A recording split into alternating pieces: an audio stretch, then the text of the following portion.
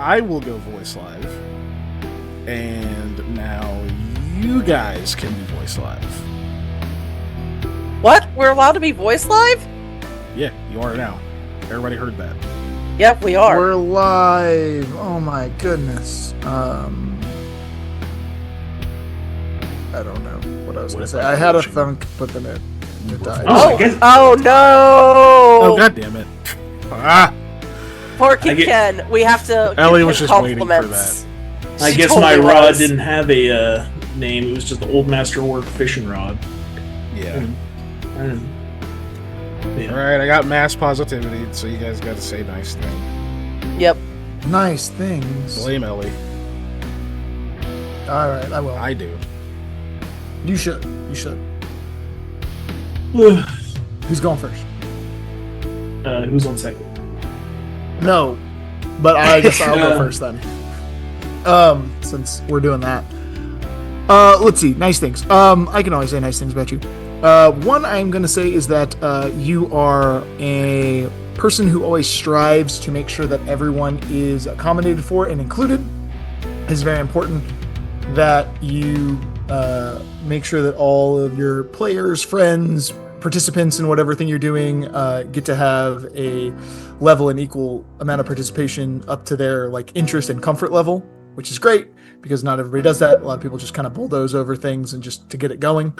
But it's always apparent whenever I get to play games with you as my DM that you really make sure that everybody gets their time in the spotlight and is able to kind of like voice their opinions. And that's like a really conscious effort you have to make because it's so easy to just kind of walk right over that. So I think that's like super cool and just a great thing that you do.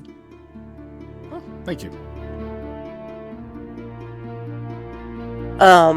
So I like how encouraging you are. Even though a lot of it's like said through like a BS kind of joke thing to lighten the mood kind of thing, you're very good at encouraging the other person to like think through things and get them on a thought pattern so that they can piece together themselves the logic that they might need to reach an answer. Whether that answer is correct or not, but you're still encouraging through that act. All right. Thank you also.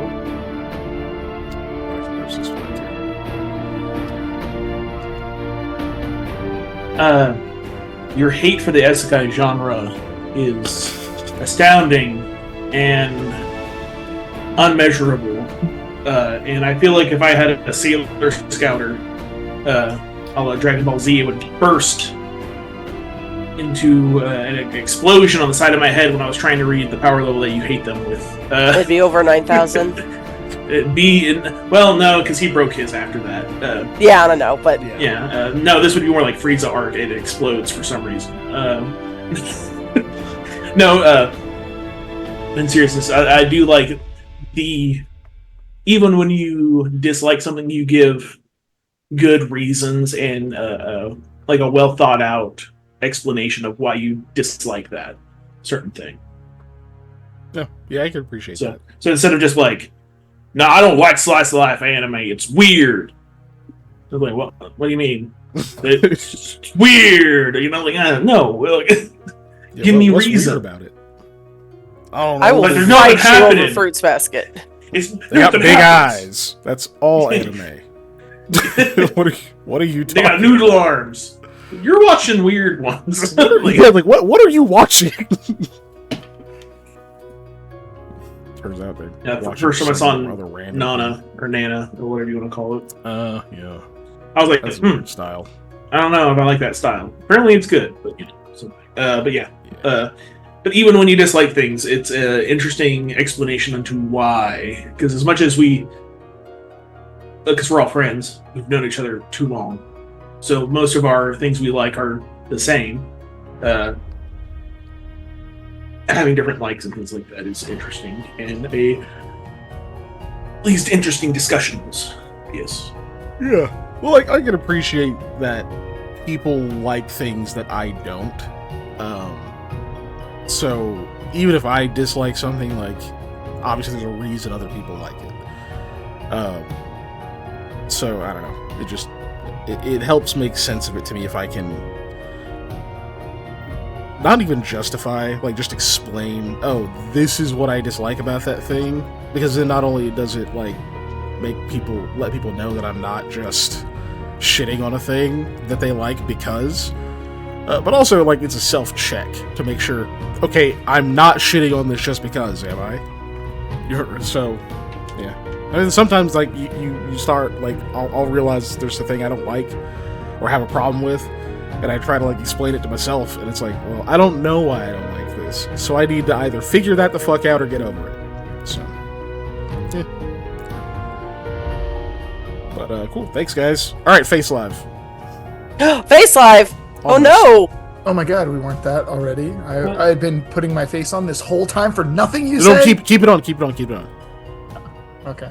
Alright, now No. Face Live. It's not accurate. Now it's accurate. Oh, yeah. Yeah. Man, because I've been looking up like 2-part molds and things like that for making shit, because when I get into making stuff, I could do a plaster mold of my face, and I will get a silicone fake face one day. Just have it fall off. My god. Oh no! Just have it just completely blue underneath. Except the blue, like, face paint and dye and whatnot is so difficult to get out of your skin. Mm-hmm. So I think I'd rather go the Blue Man Group, where it's like actually like a silicone or something. Like it's a material they put on their face. Yeah. Instead of a paint. Well, now that we're here with our faces and such, let's get into it. Last session, things happened. You guys have been in the city for a bit now. You ran into Caden Bruskben, who is a friend of Lumal, who is the son of the two heads of Hearth Modrek, the Dorat family. Nothing really happened. You know, he said hi, he gave like a and he flinched, and he was like, I got you, and then he left. That's pretty much it. But you know he's here, and he knows you're here, and you know Lumal is here somewhere, because one of you talked to his horse. And according to him, they aren't staying here at this hotel that we're staying in. Correct, in. But, yeah, and he left after that, so. I like the subtle correction there. Hotel, inn. Yeah, they're just saying it's hotels. So I almost started singing Pitbull, so I don't know. It just got hotel motel. oh god. Holiday Inn. Yeah. Sorry. Anyways, keep going, please. So, excuse me. So that happened. Nothing crazy came of that. You know they're here. In the city. So, you guys kind of settled in a little bit. We're able to have a good, a nice dinner. And then, Verbrong wanted to go check at the harbor district to see if there were any boats that were already leaving or that were getting ready to leave. He just wanted to be ready to have that next step of the adventure. Because, as big as the harbor is, not a lot of people go to Avrahana. So it wasn't like a shoo-in that there would be somebody willing to go, or if they'd need to be paid, or whatever was going to happen. So he kind of wanted to get that rolling. And you did find a ship that was already destined for Avrahana. Captained by a young foreign Avar man named Rubus Karkeen. And you had a brief conversation with him. Apparently, he also kind of knew about this whole Avarok situation with some of them migrating that direction, because Avarok get in for free. That was kind of the rule he was operating under. You even saw that there was another one already on his ship. Oh, dog! Dog! Alright, he's just being a pain. So Why? Oh my goodness. Mine's I enjoy the attention, but I don't like being in the spotlight. He looks so comfortable. I know. He's Yet not also nearly as fidgety as Harley when he's on camera. Yet also there is that air of like he kind of doesn't want it, but also he's getting the attention he wants. So, Yeah. He's like, so oh, just this is kinda- what I was this will asking work. Dog tax has been paid today. On the ground and have you rub his belly, but I can't reach his belly from the chair, so this is the only way he gets what he wants. Yep, Harley does Get it. a little Like, he'll come staircase over, for him. and I'll be like petting him, and then he'll like flop over, and I'm like, bro, I Yeah. cannot reach you. I can't do it. But excuse me. Sorry to clear my throat in the mic like that. Anyway, there was even like another Avarok up on the ship. So you know, Varbrong's not gonna be the only one up there. He talked about there being another one coming, Maka, the Lady Avarok that you guys saw one city back. All of that kind of got covered. You had your goodbyes. That seemed to go okay. He wished you well. You wished him the same. And apparently he seemed to get to work on the ship. Which did seem pretty active compared to the other ships that were around. Which makes sense. If it's a ship that's probably got a lot of Avarok on it, and you know they like to operate at night. So, that's probably why. But yeah, after that, you all decided to kind of do your own things. Eli went back to the inn, enjoyed the bath. Nobody else was there. He kind of got it to himself. Got to kind of have a moment to be just him alone for a while, which hasn't really happened in earnest for a while. So got to actually feel that difference of being accustomed to always having others around him, or having someone to delegate something to, or any of those types of things, and then just sort of being him again. Whereas Lamia and Yovane and Rahala all went on a separate little adventure, hunting down books, and you were able to find a bookstore. You realized that nighttime here in the capital, excuse me, is a bit different than in several of the other cities. There's just enough diversity amongst the different races and peoples and schedules that there is kind of a nocturnal scene. There are a lot of people who seem to be more active at night. Not all the shops close, or some of the ones that close, a few open as well. So you were able to get that vibe pretty quickly. But you also, after briefly looking around that bookstore, found what you were looking for isn't quite there. But you get told about this other peddler that might be able to help you find something.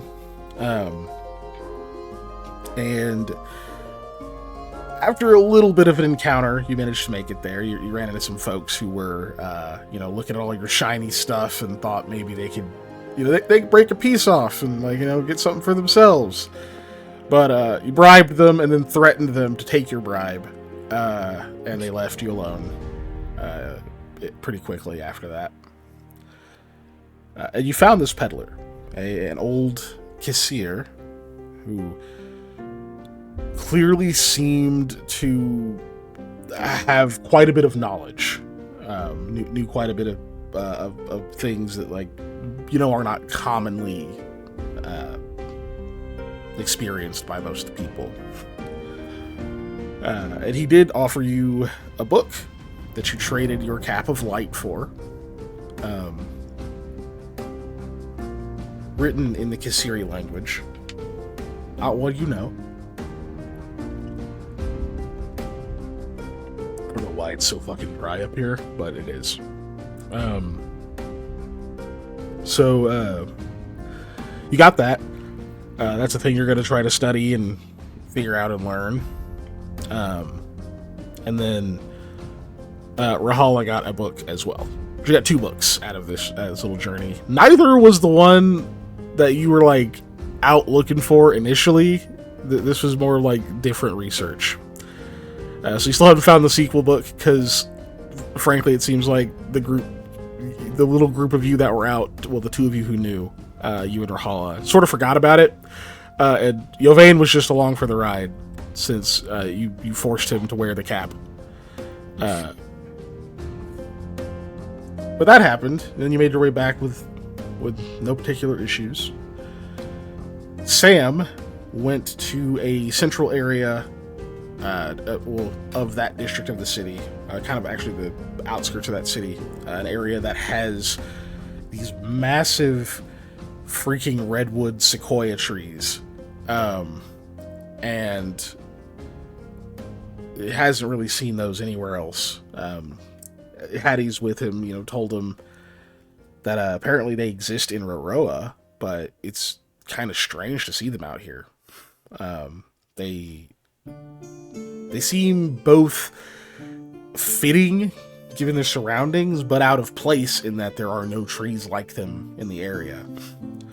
And you met some of the priesthood that was around the area. Told you a little bit about them.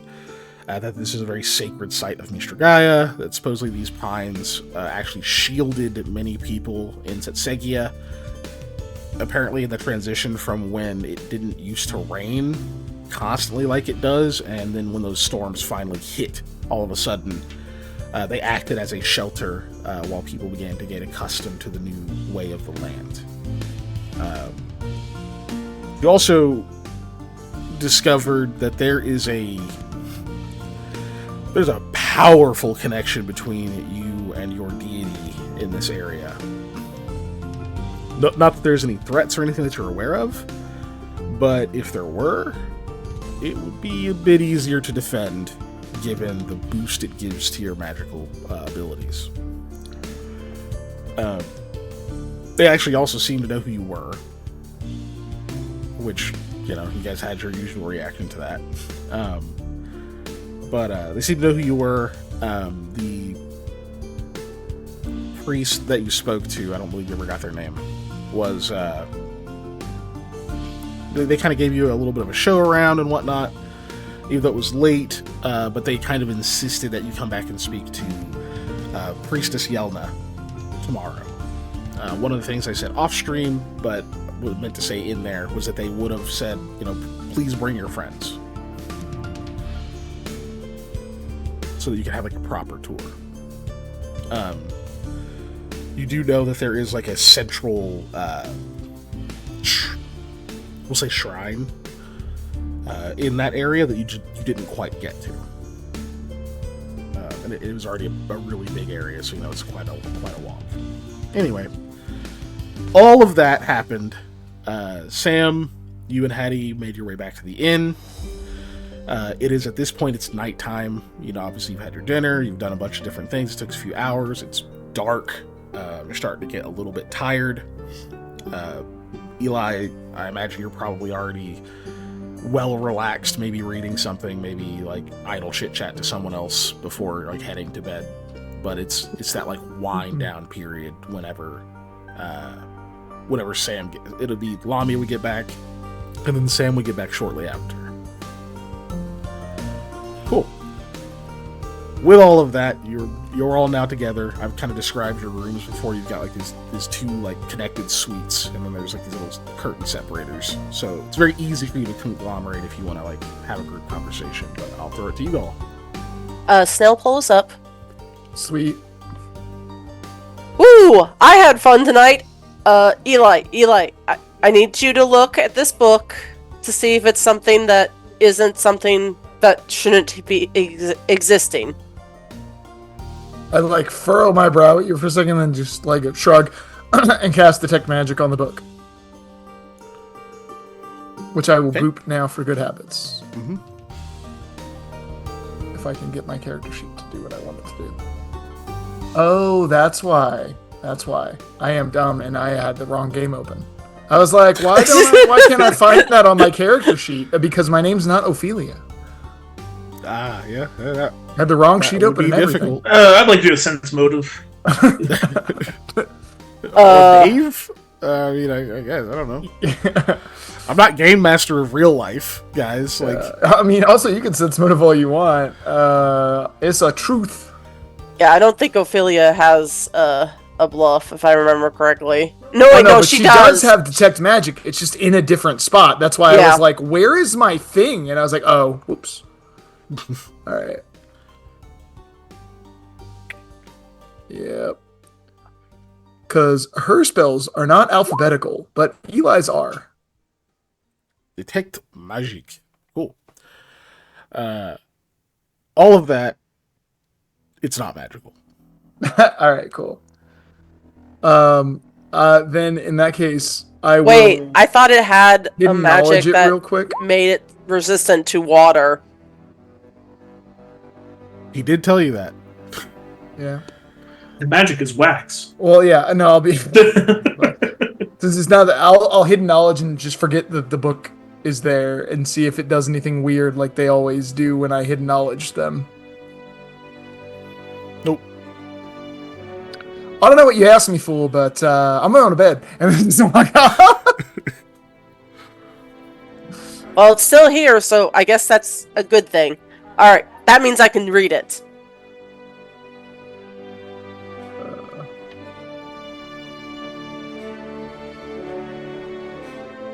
What did you have fun doing whatever you were doing, Sam? I mean, yeah, got to see some big trees. Found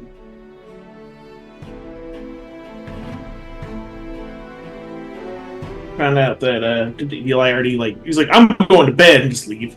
Yeah. Yeah, okay. Because I forgot why I was here. I made myself forget, so I just decided to go to sleep. Yeah, we should I talked to some of the I don't know, like religious folk well, I guess they are religious folk. Yeah. The keepers there, I don't want to say priests or like whatever. Clergy. Yeah. Keepers. Invited us back because they apparently know who I am. And by osmosis, they know who y'all are too. I think that's how that term's used. I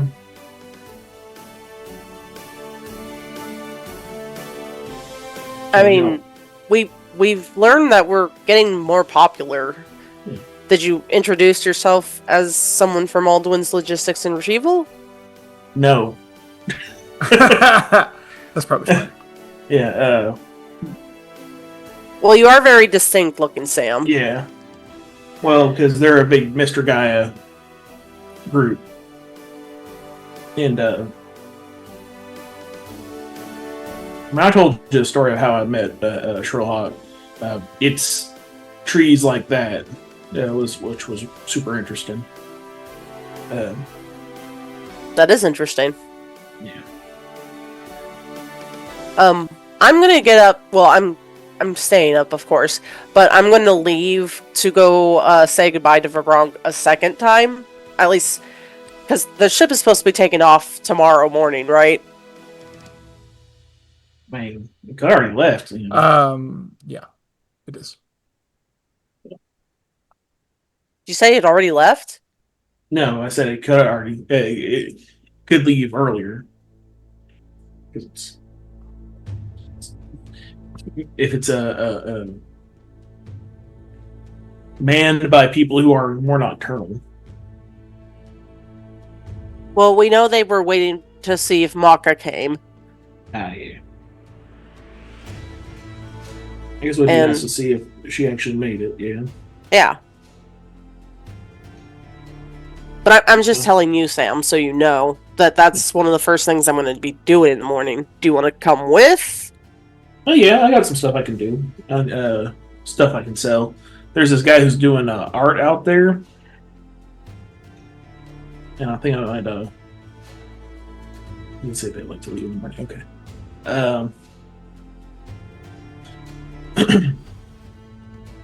Because we still have all this stuff. This pan flute that, and I just gotta go through it. That, I could get rid of and probably make a little bit of money off of it. Yeah, maybe. I bring this up so that maybe you can go to sleep and have a good night.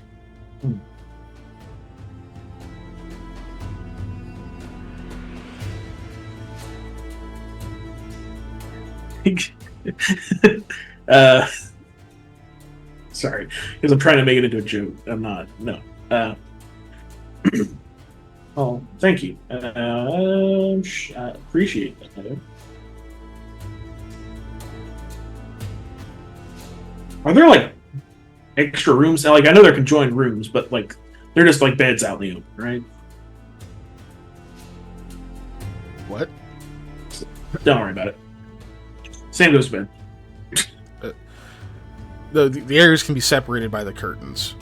Ah, So, yeah. Okay. That's The what. beds aren't like in the middle or nothing crazy.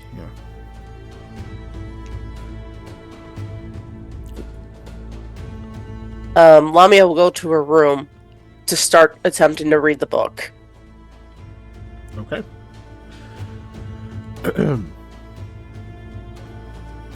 I forget. Did he give you any idea as to the subject matter of the book? Well, because we had talked about the statues, I thought it might have been something to do with that. He didn't specifically tell you what it was pertaining to. No, but he said that it was information that was relevant. Okay. Are you trained in linguistics? Yes, I have. Okay. I think 1 or Go 2 ahead points. and Not very roll high. Linguistics.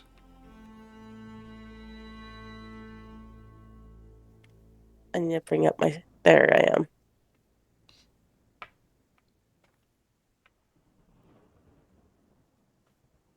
Oh, I only have 1 point. Ugh. Oh well. I am trained, technically. Oh, cool! Nice. And keeping your 21? Yeah, I'll keep it. Okay. So with a total of 21,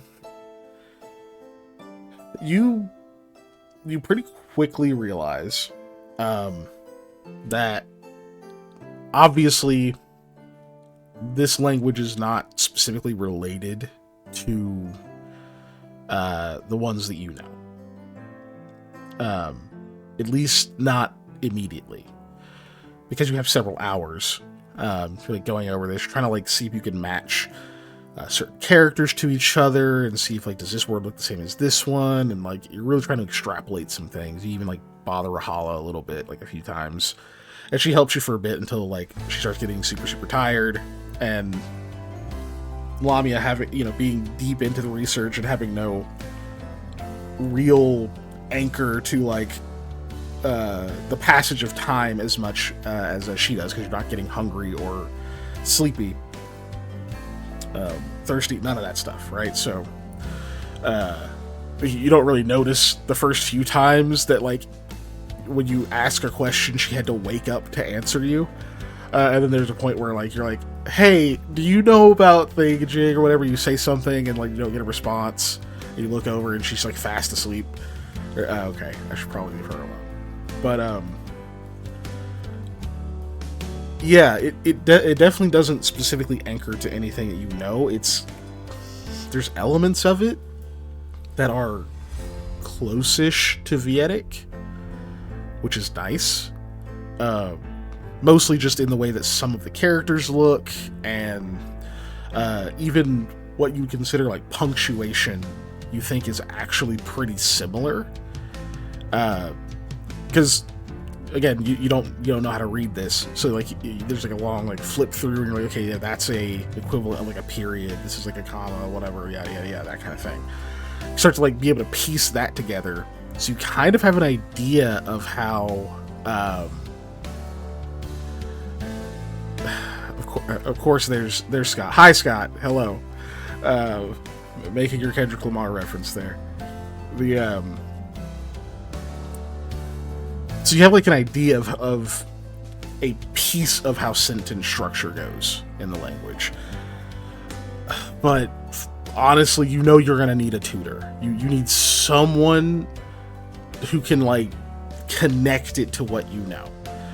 This isn't a primer on the language where it has referential pieces back and forth, and you're not quite a studied enough linguist to be able to like attach it to other parts of your knowledge to start to parse it out and learn it on your own. This would just be a little too difficult.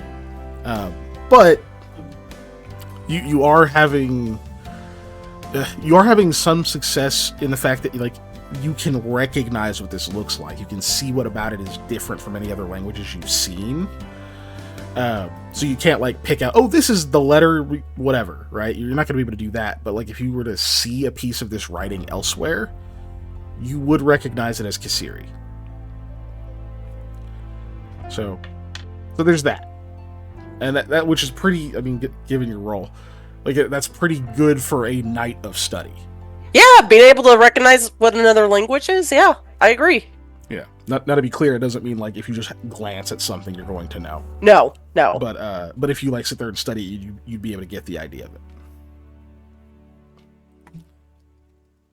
it. Cool. So you do that, and I don't think there was anything else. I don't think there was anything else you were doing that night. No, not that night. Sweet. Okay. Otherwise, the night passes without incident. So that I get in the habit of this, means you're going to the next day, which would be the 25th. So start... Or sorry, 26th. It's the 25th right now. Of Harkir, which is the 8th month. And Lamia and Sam, you're also getting up? Yeah. Cool. So we start at the dawn. Sweet. Alright. So you guys, well, Lamia, you're already awake. So, you get like first little rays of sunlight coming in through one of the windows. It's barely there, but you see a little bit enough to know, oh, the sun's coming up. We're good. So you probably go nudge Sam awake, who's, bundled up with Hattie. And like, you probably like, go at like kind of reach, like nudge like the bed. You don't want to touch either of them. Like, who knows what state they're in. But like nudge the bed a little bit. You're like a groan. Again, you get like a swat on your hand. You hear Hattie just go away, and that probably wakes you up, Sam, realizing that, oh yeah, you did commit to a morning adventure here. No, I'm getting up. I'm gonna go sell things and say bye to the ship. And do maybe fish, pastries probably. Oh, okay. She probably this is very much what it sounds. Yeah. A lot of mumbling with like nouns in it. Well, like, just pull a book off the wall. You can. Yeah, I will. It's super easy. That genuinely upset me. Yeah, it's all real. Super real.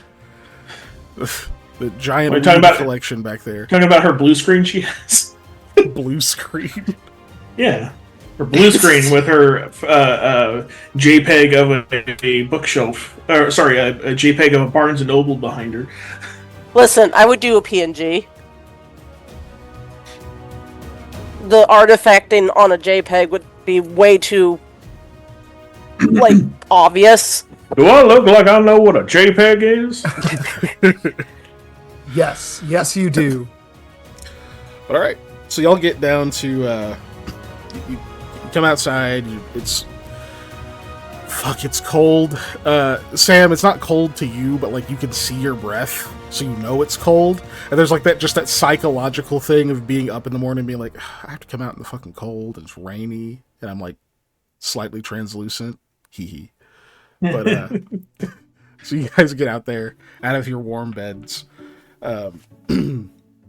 pretty quickly head down the street. Since you've been to the harbor now, you know how to get over there. So you jog over that direction. You can see, as there was before, there's a little booth, and one of the guys sees you guys coming, walks out there, and just you two. You come on. There's like another couple of people coming down the street. They're like, oh, hold on, and like get onto the little platform with you, and then they lower the whole thing down there, and you're finally at the harbor. You do see that the ship is still there.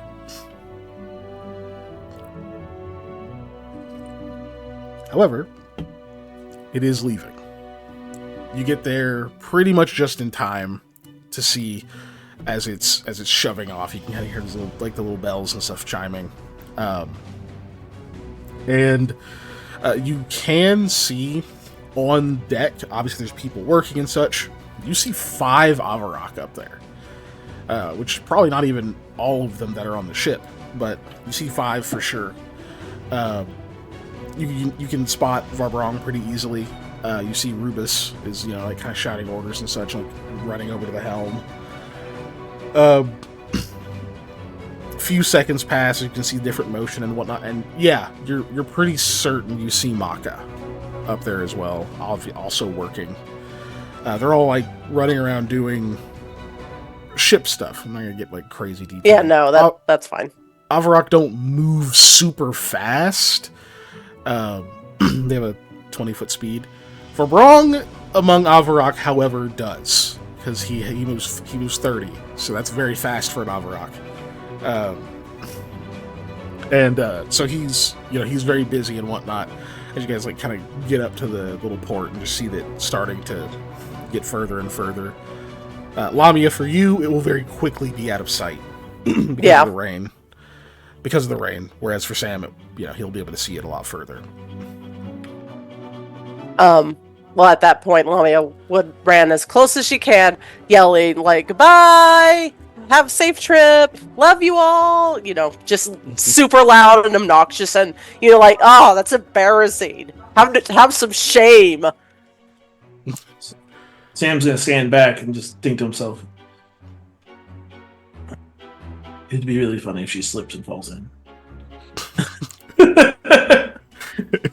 She falls in the water, so when they look back, it's just you standing there like, oh, was that him yelling that?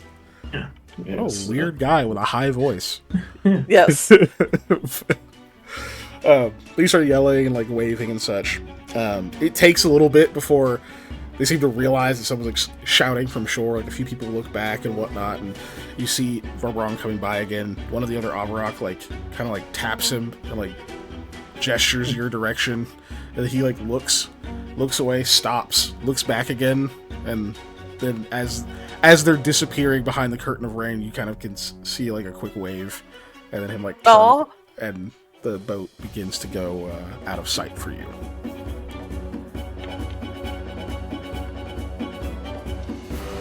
Cool. Sam, roll me a perception check. Yeah. Do I see the greater 8 sneaking up on the boat? No. It's the greater Mama 8 just climbing up like... No, the greater 8. This is a kaiju. Sir, don't wish that. You said a perception?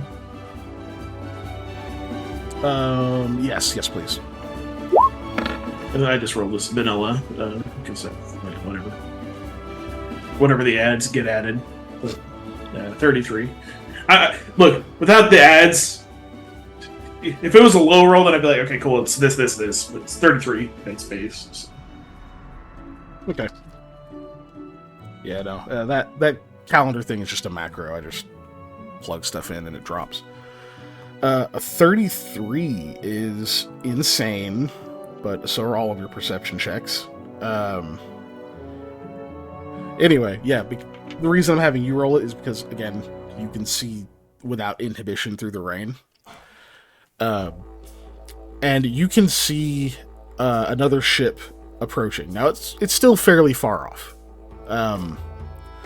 You would guess a day, before it's like fully in port, because it's just open water that you're looking across. But as you're watching it, and you maybe take a few steps closer, even though that doesn't matter too much, just kind of that instinct, but like you're trying to look at something, kind of squinting and staring at it. Yeah, you're pretty sure that's the Whistling St. Sophie. You're like 90% sure that's that ship. Like that, or it's a really good replica, but you spend enough time on it that you're pretty certain that's what's approaching the port.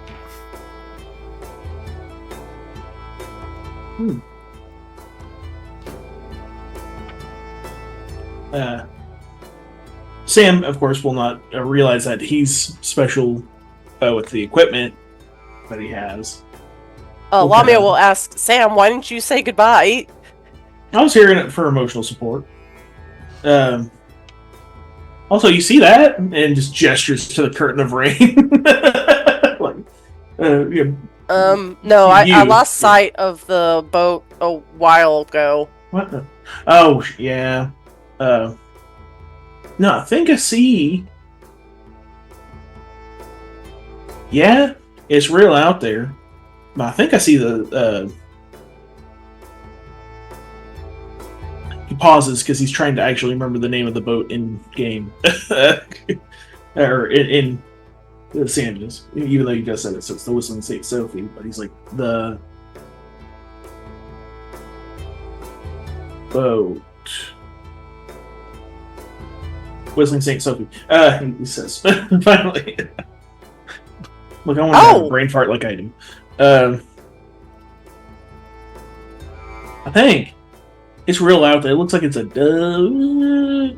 day, give or take. That means that cavern led to this further ocean. Interesting.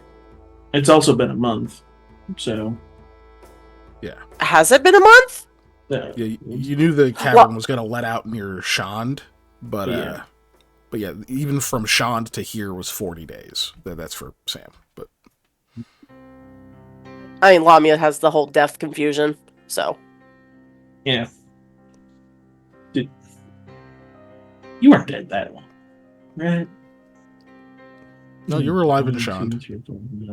Yeah. I mean, since the boat. She was alive when the boat left us. Mm-hmm. So. You know, I wasn't dead for very long, but it kind of technically time is.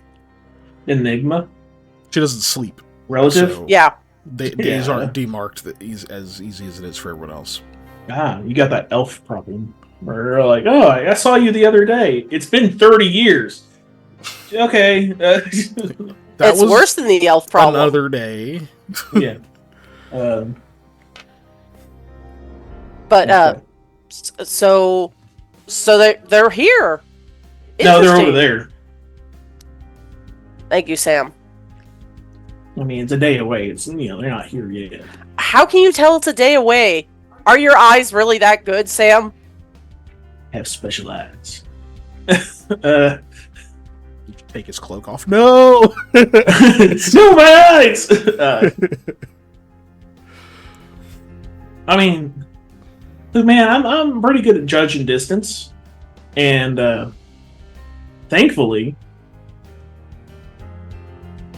I don't want to talk about the curvature of the Earth being a problem here, but it is a problem. Yeah, because I think by that time, if there's a day away, give or take, I won't be able to see. I don't know. Anyway. Okay, should we, like... Well, they're sailing, they're not on a plane. Yeah. Like, you know. Well, I mean, talking about literally, there's pictures of, like, cargo ships and stuff like that are so far away, you only see, like, the tippy top of the cargo ship because of the curvature of the Earth. Yeah, no, I know what you're talking about. Yeah.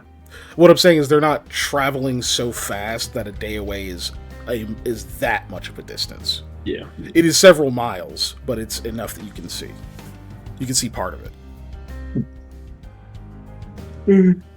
Yeah. Because the part that's most familiar is the sail. Right? Like expanded sails.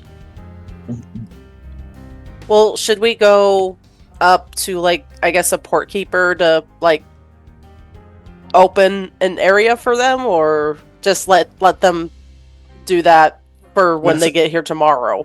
That sounds like that costs money. I mean, it probably does.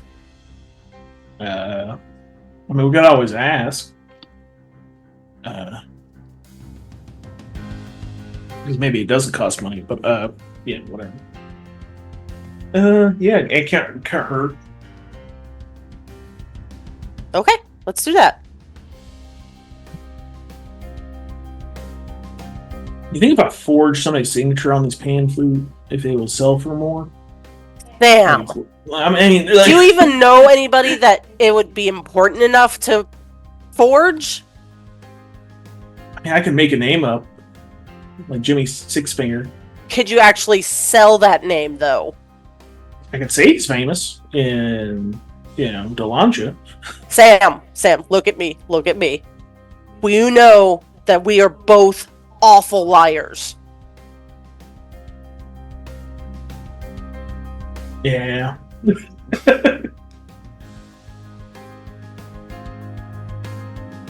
And, that kind of thing kind of reminds me of a thing a bad guy would do. No offense, Sam.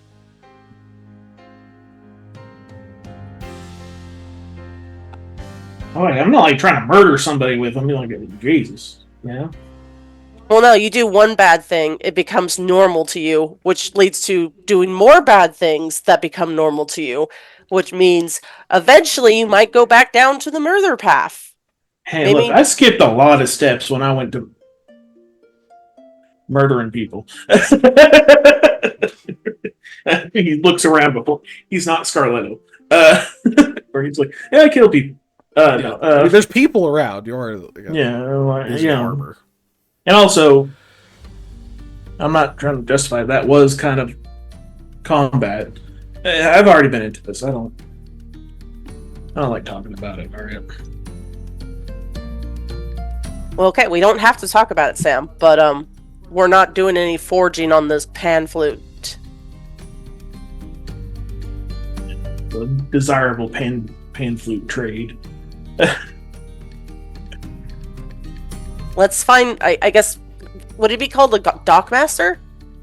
Yeah, it's probably that dude we talked to when we're... Yeah, it's probably that guy we talked to when we were looking for this boat. I'm sure someday somebody's going to get mad that I keep calling their ships boats. You haven't really called them it to their face, so... Yeah. Yeah, whatever. I said that. Yeah.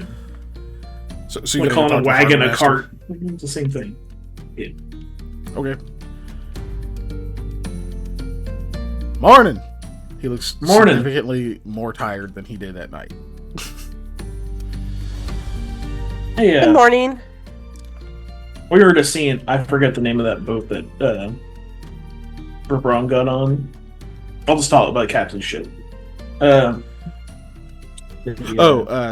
Sea Ruby. Yeah, Sea Ruby. Thank you. Look, I gotta make the reference because I thought last time I keep thinking of the Ruby of the Sea. The Sea Ruby. It's not that weird name.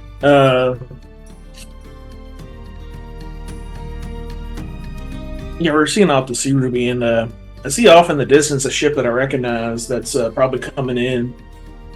Oh yeah. Yeah. Do y'all have a? There'll be trouble. No. They shouldn't be. If they end up being trouble, then something very bad has happened. Yeah. No. Last when we saw them off, they were needing some more crew and some repairs. It was kind of older ship. But yeah, do y'all have a spot open for it? I mean, y'all have spots, but I don't know if they're designated. If y'all have a manifest of when things come in, stuff like that, or spots available.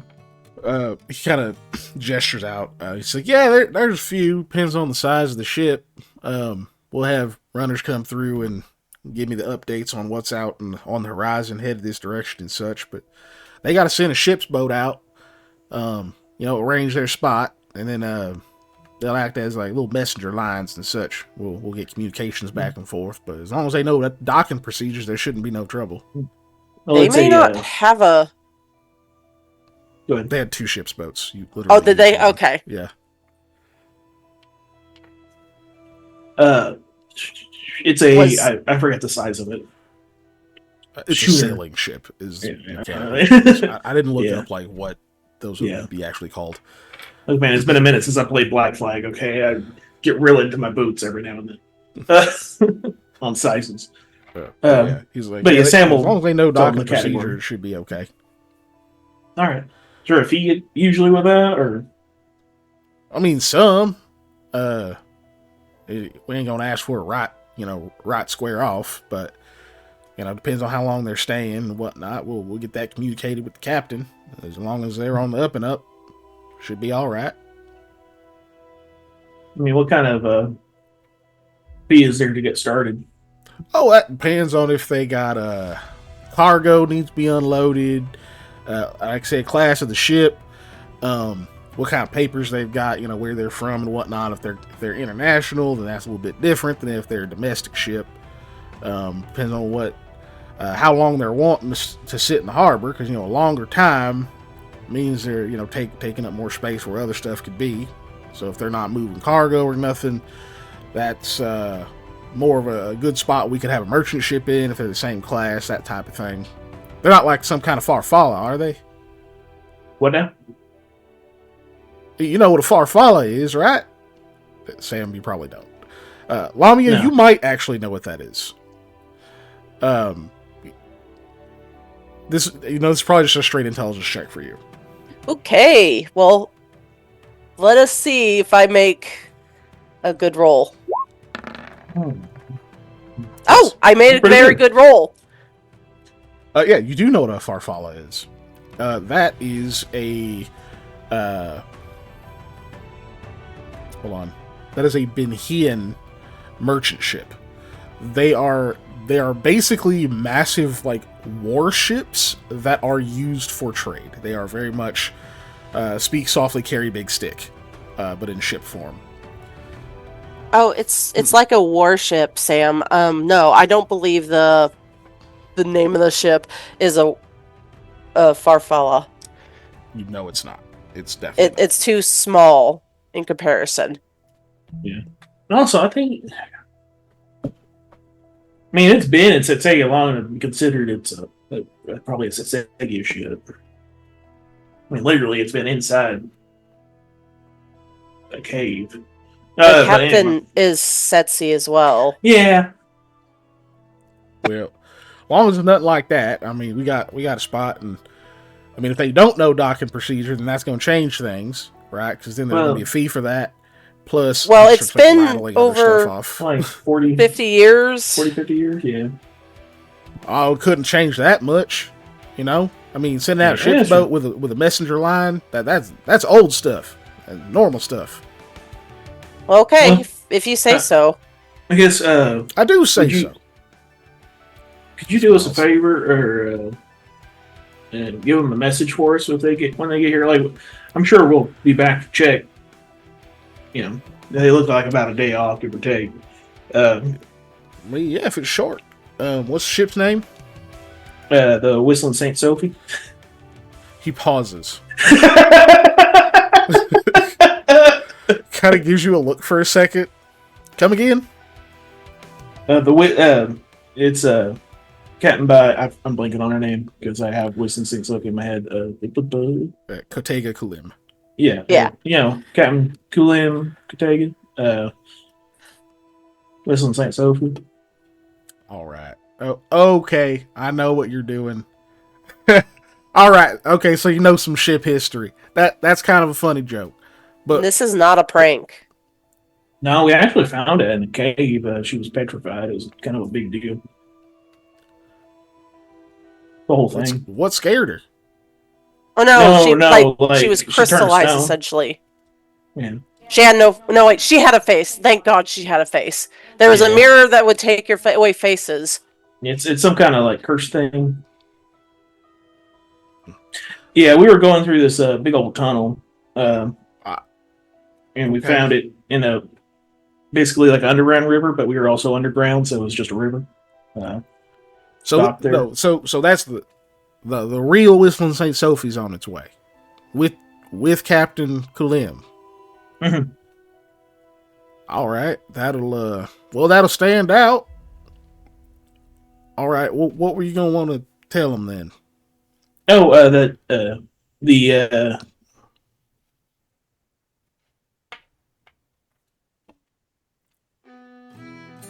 sorry, I'm trying to debate if I want to use Alden's logistics or that Sam and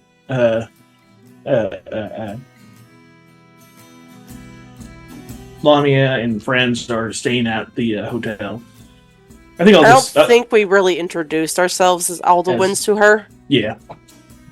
So Mr. Goodbean and Lamia, how do you say your last name again? Sator. Sator.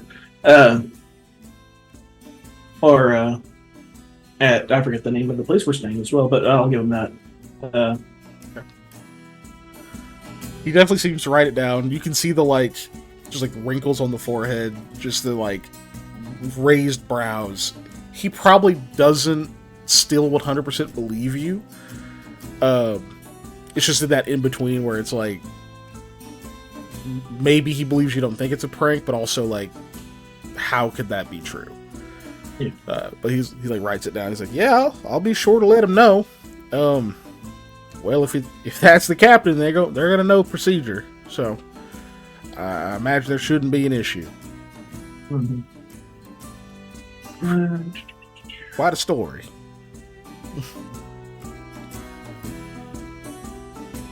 Look, somebody behind you. It's just like you're all done. Oh, yes. Sorry. Sam, you Yeah. wanted to sell some stuff? Yeah, sorry, I was just gonna do one more shenanigan, but I'm blanking on his name.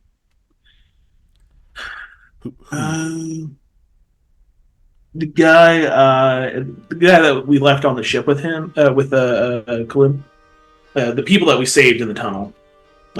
Roy. Roy, thank you. Okay. Yeah, Roy. Because I like fucking with Roy. He's my new linear. No. And one guy's Roy. Kind of looks like this. Can you fuck with him for me? Just like I don't know, like What do you mean? well, he's my friend and all, and I just kind of want you to mess with him a little bit. Be like, I'm sure you asked the things like, are you bringing in any fruit and vegetables and stuff like, standard custom stuff. I want you to not believe him when he says no. Oh, you just want us to give him a hard time. Hey, Yeah, yes, all please. right. We can do that. Preferably Not hard. before you tell him that people are looking for that his friends are here. Yeah, we'll see about it. Yeah, thank you. You see him jot something down. Damn. That guy behind. As soon as you guys step out of the way, that guy behind you is just like, "All right, now we've talked Sorry. about this before. There was that same bullshit's happening. All right, these papers." He just starts going on about something. It's just some guy who's frustrated about a thing. We're having like papers. Nope. I literally just kind of want to I sit turned my own and head. listen. You Nope. just see some Rakag guy who's got like a stack of what looks like there's like some ledgers and then maybe some kind of like personal documents or whatever that he's like putting up there. And he's just like, I made sure to have these signed all the way back in so and so. And Harbor Master, well, let me see him turn it around. And he's just like, I told them over there before. And they just seem to be having some kind of basic dispute about something he's brought up before. You hear the Harbor Master's like, oh, I already told you, it's fine. And he's like, well, tell that to that fucking crazy bastard. Like, he's just yelling about something, pointing out at like a different ship that you can tell is like trying to get stuff unloaded. But that starts to calm down pretty quickly. I think he's okay, Sam. Let's keep going. Yeah. Yeah. Probably for the best. Let me pull up my list of junk. Not in my inventory, it's in party gear. Travel gear? So you're gonna go try to hawk some stuff now, or are you gonna go back to the inn? Because you are supposed to be having a guide show up to get you around the city. When are they showing up? I don't remember. Is it first thing?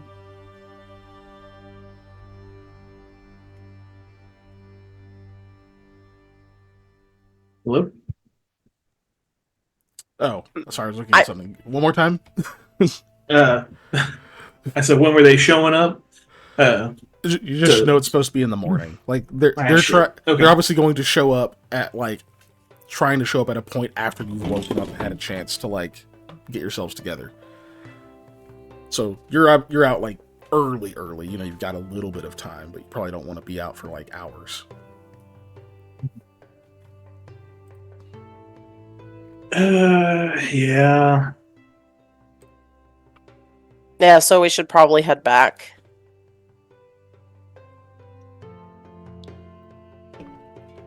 But who will die? My red roses. That's all Like I said, but who will die? Yeah, but who will die? Yeah,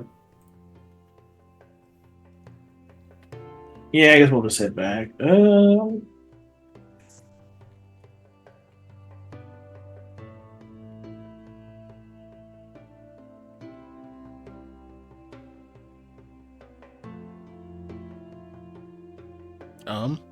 Yeah, let's just sit back. Look, Okay. I may have said something about pastries. I don't have any money on me, so I was hoping to sell something so I could have money. Well, I should have enough money for some pastries. Let's see. Oh yeah, I have 14 gold. Knowing how we tip, though. I mean, if you don't mind. I mean, Yeah, I can pay for the pastry, Sam. Yeah, I gave Hattie all my money, so. Yes, gave. She didn't ask for You hear a it. chuckle from all the way at the end. Okay. So you both had a little bit of time moving through the city, so you've each like seen a couple of places that seem like they were probably bakeries when you were moving around at night. Kind of have to bounce back and forth a little bit. One of them you go to is like, oh, apparently this one was only open at night. They have gone to bed. You go to another one. Right, like, you go to a different one. That one's got like a fucking huge line, but you find another one where like you can see a line starting to form, and you can see people walking to like join the line, but y'all are faster. So like hurry up, run over there, kind of get a spot in the line and whatnot. It looks like people aren't putting in orders or whatever. They just like you're just going up, paying a few copper, and then they hand you like a small bundle of something buttery and flaky and delicious smelling. You said a few copper? Yeah, so when you get to the front, they're like, as you're getting to the front, you pretty quickly catch on. It's like 5 copper, and they give you like 6 pastries. Oh, well, I don't have 5 copper, so they get 1 silver. So we get 12 pastries. Okay, yeah. Because that's math, right? Exactly, yeah. So you get up there, and they go, they just say like 5 copper, you put a silver down. They don't even like question it, they just slide it over. They give you 12. Alright, and then we leave, I guess, to go back to the inn. They give inn. you 13. Okay. A baker's dozen. Yeah.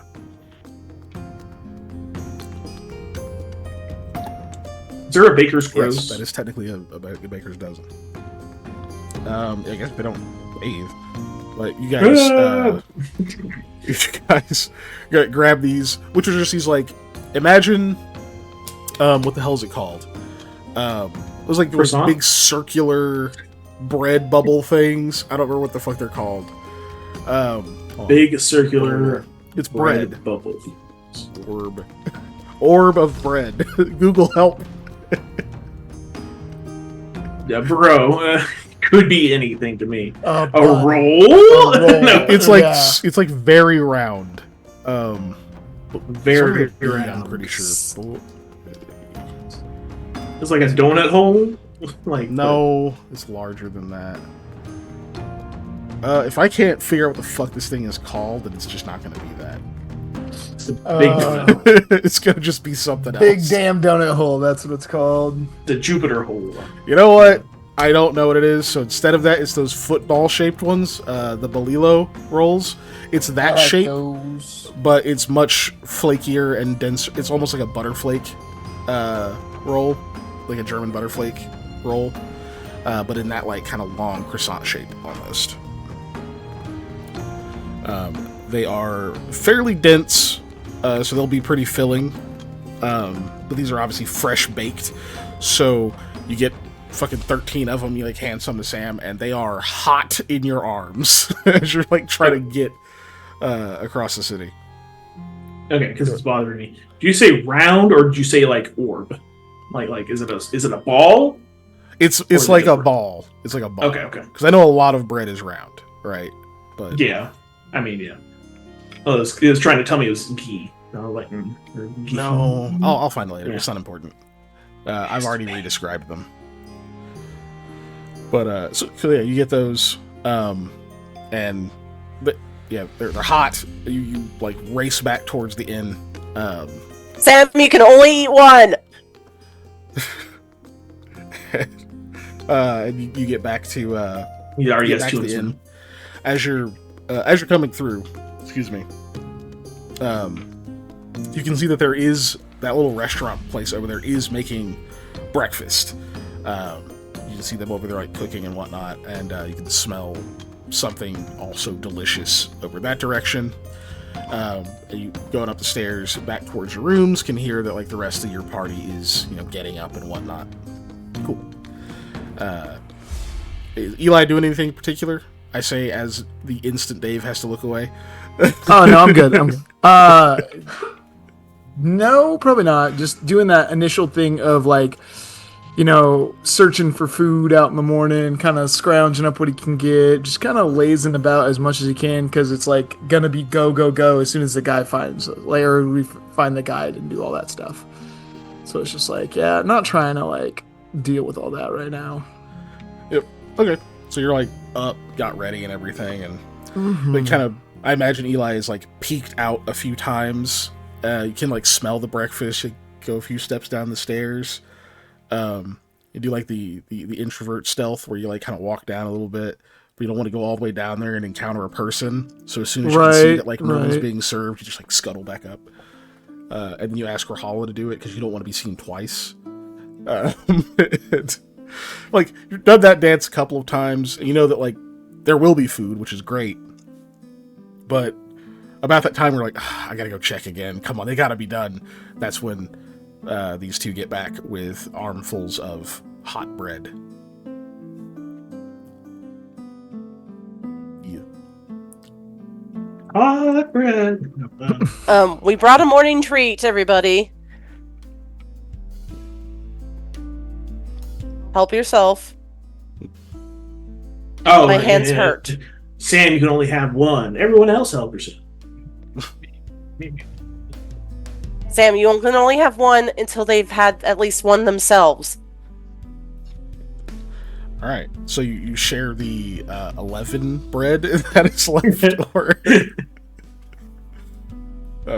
but yeah, you pass those around. They're very flavorful. Like I said, they're kind of dense, but they have like these. Do I have to describe it? You guys all had German butterflake rolls before, or butterflake bread. Nice. So good. Yeah. Just you can you get them at like Walmart and shit. Just imagine they're actually fresh and like hot and soft. You said German butterflake, and it made me think it was a cereal for a second. So I had this whole like cornflake.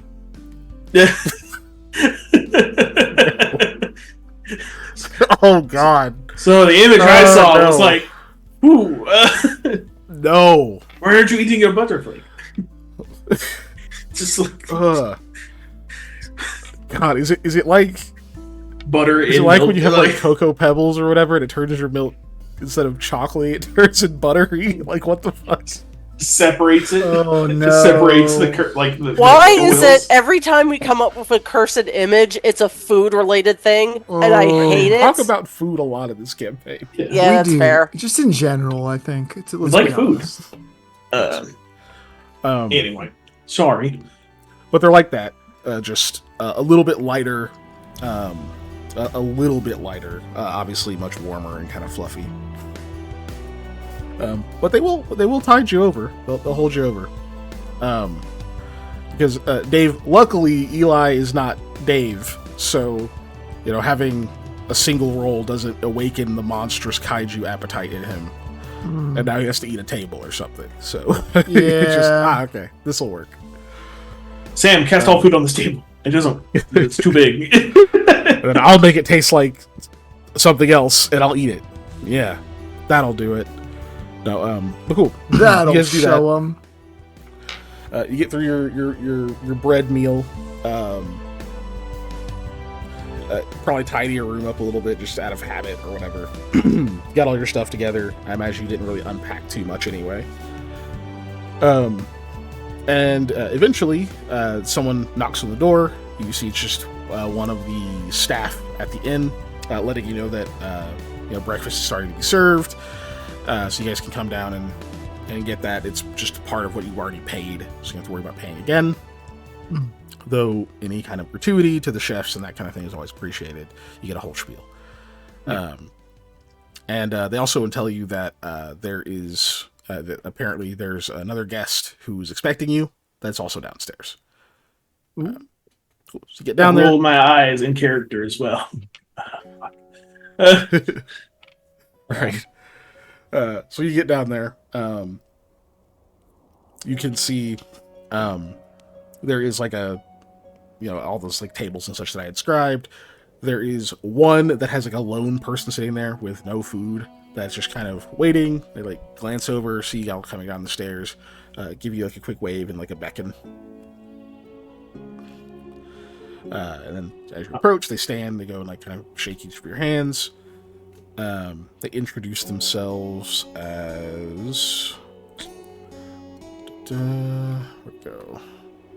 Oh, I forgot that we were having somebody here. I thought it was going to be somebody else. I rescind my Casimir.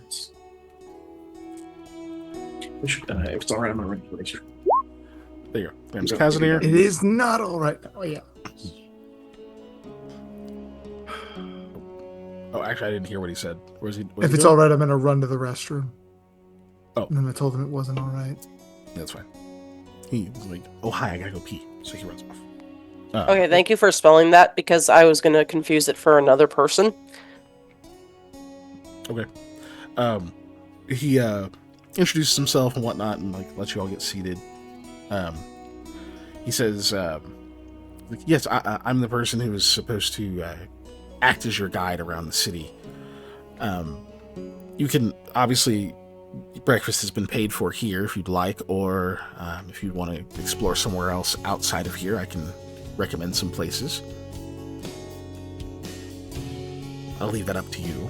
If you'd rather stay here, we can wait for you to eat. That's fine. No rush. I was gonna ask Sam. No, I'm hungry. I'd like to just eat if we could. That'd be great. Yeah, of course. I've already eaten, so if you don't mind me staying at the table, then please take your time. Great, yeah, not at all. Do you mind if we talk a bit as you have your breakfast? Feel free. All right. So yeah, he like kind of lets you guys eat your drinks and whatnot. They bring over some like fruit and other things to your table that you get to kind of eat. You can tell that they're still finishing getting like the full meals and stuff together. Mm-hmm. Excuse me. And then Casimir will say, so I know you're already expecting a specific meeting to now that you're back in the city. It's been slightly delayed, which may be to your benefit. You'll have another day to rest. There's just been a few developments that require some immediate attention from the folks you're expected to talk to. So it'll be tomorrow instead of today, which frees you up a bit today. Go ahead. Yeah, I'm motivating him. I'm studying him. I am basically just trying to steal if, hey, is this the assassin dude just trying to trip us up? Oh, if you're trying to go against the disguise, then give me perception.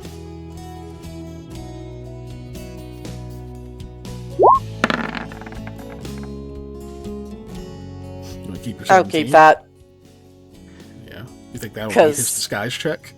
No, but I know luck will not help. Because I know his disguise check is pretty high, likely. Okay. So there's that. If you're trying to get like an actual like vibe check kind of thing from off of him, that's all. Then that is a sense motive, and the DC is 20.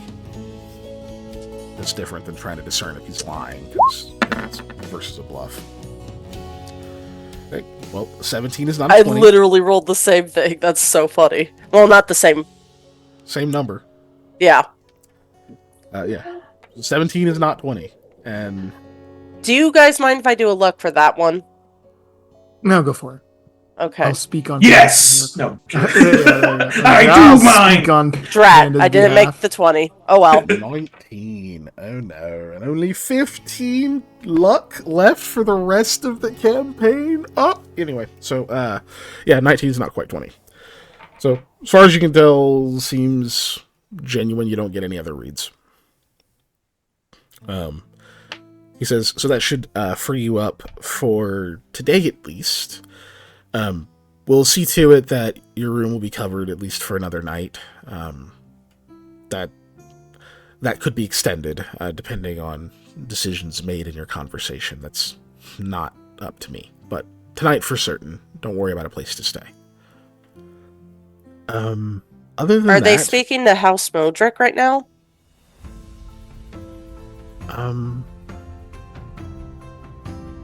I am not certain, to be honest with you, what they're doing right now.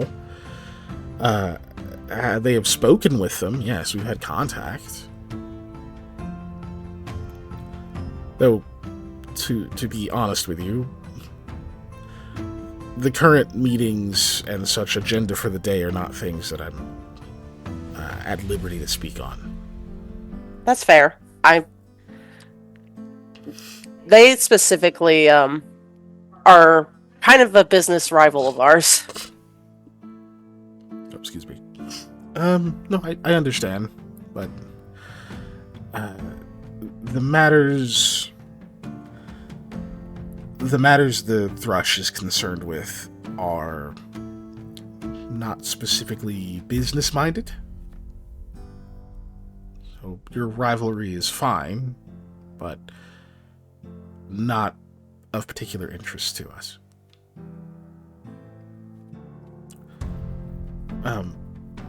All of that withstanding, or withholding, I'm free to be your assistant for the day. Just because I've lived in the city for so many years, I know it quite well as one can. It's so large that, you can stay on one side of it for a few months, and then when you return to the other, it's all changed quite a bit. Not only here, but also in the Devaji down below. I've had some manner of experience with that. So if you would like to explore it a bit, outside of the restricted areas for now, of course, then we can also do that.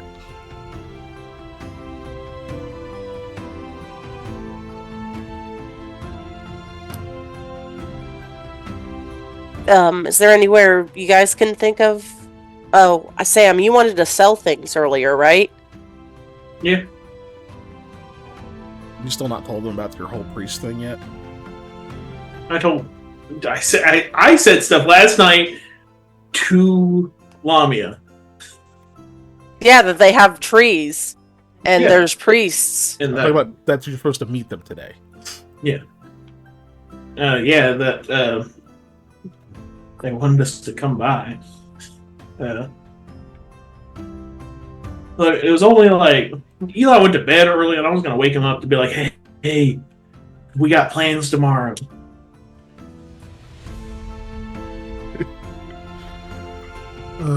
Yeah, I tell him about this stuff. So tell them. Yep. In character, so that our audience gets reminded. I don't wanna. Yeah, so I'm supposed to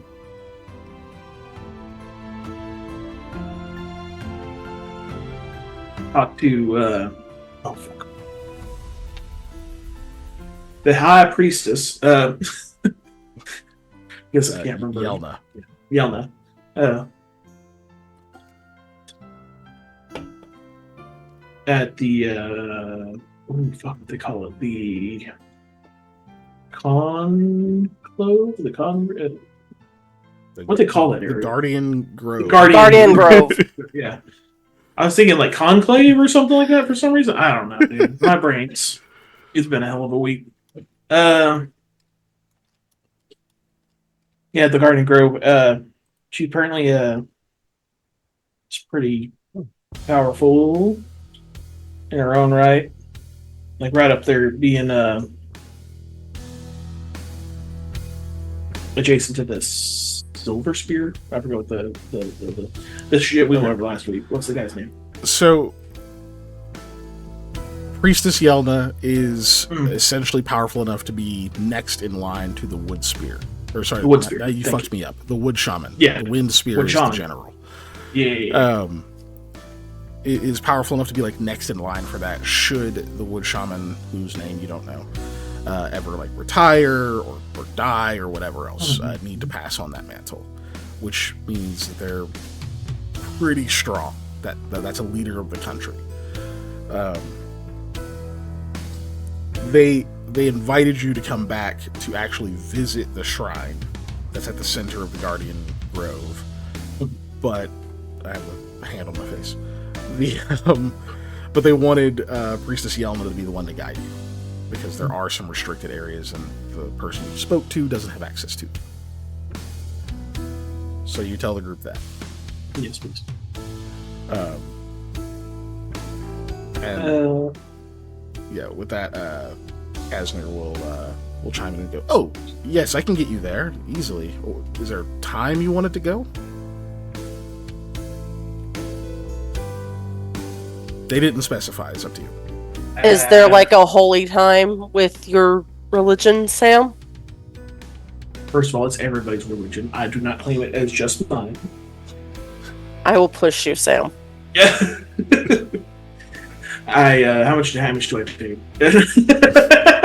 What do you fall off of is the question. The stool I'm standing on to be the same height as everybody else. No, he's not that short. Okay. I don't know, I'd like to sell some of this junk that I've been carrying around for a while. Like, it's nice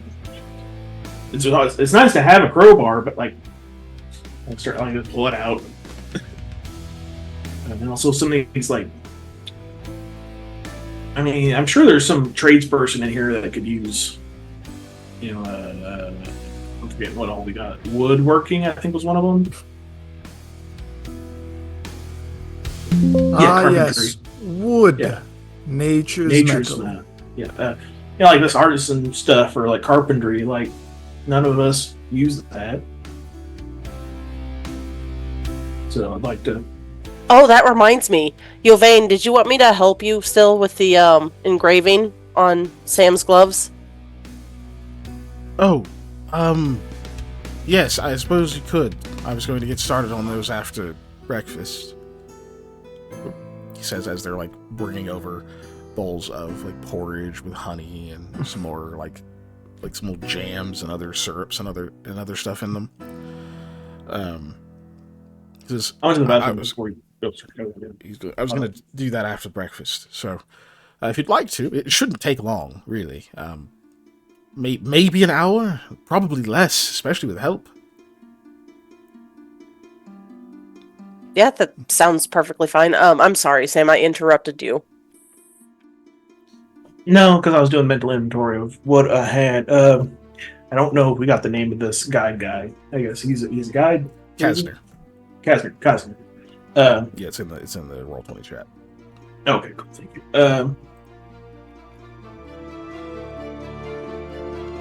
Is it? Oh, it's higher up. Okay. Yeah. I guess, is there a place?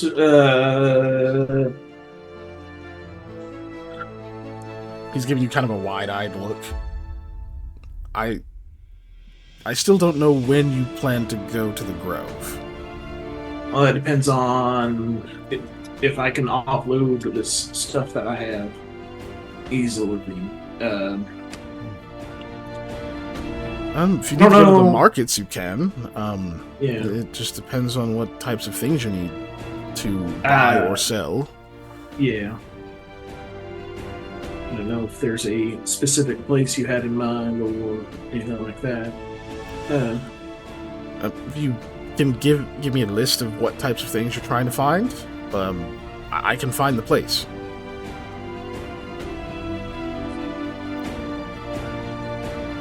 Well, I just have some stuff that we acquired on our travels that we don't need.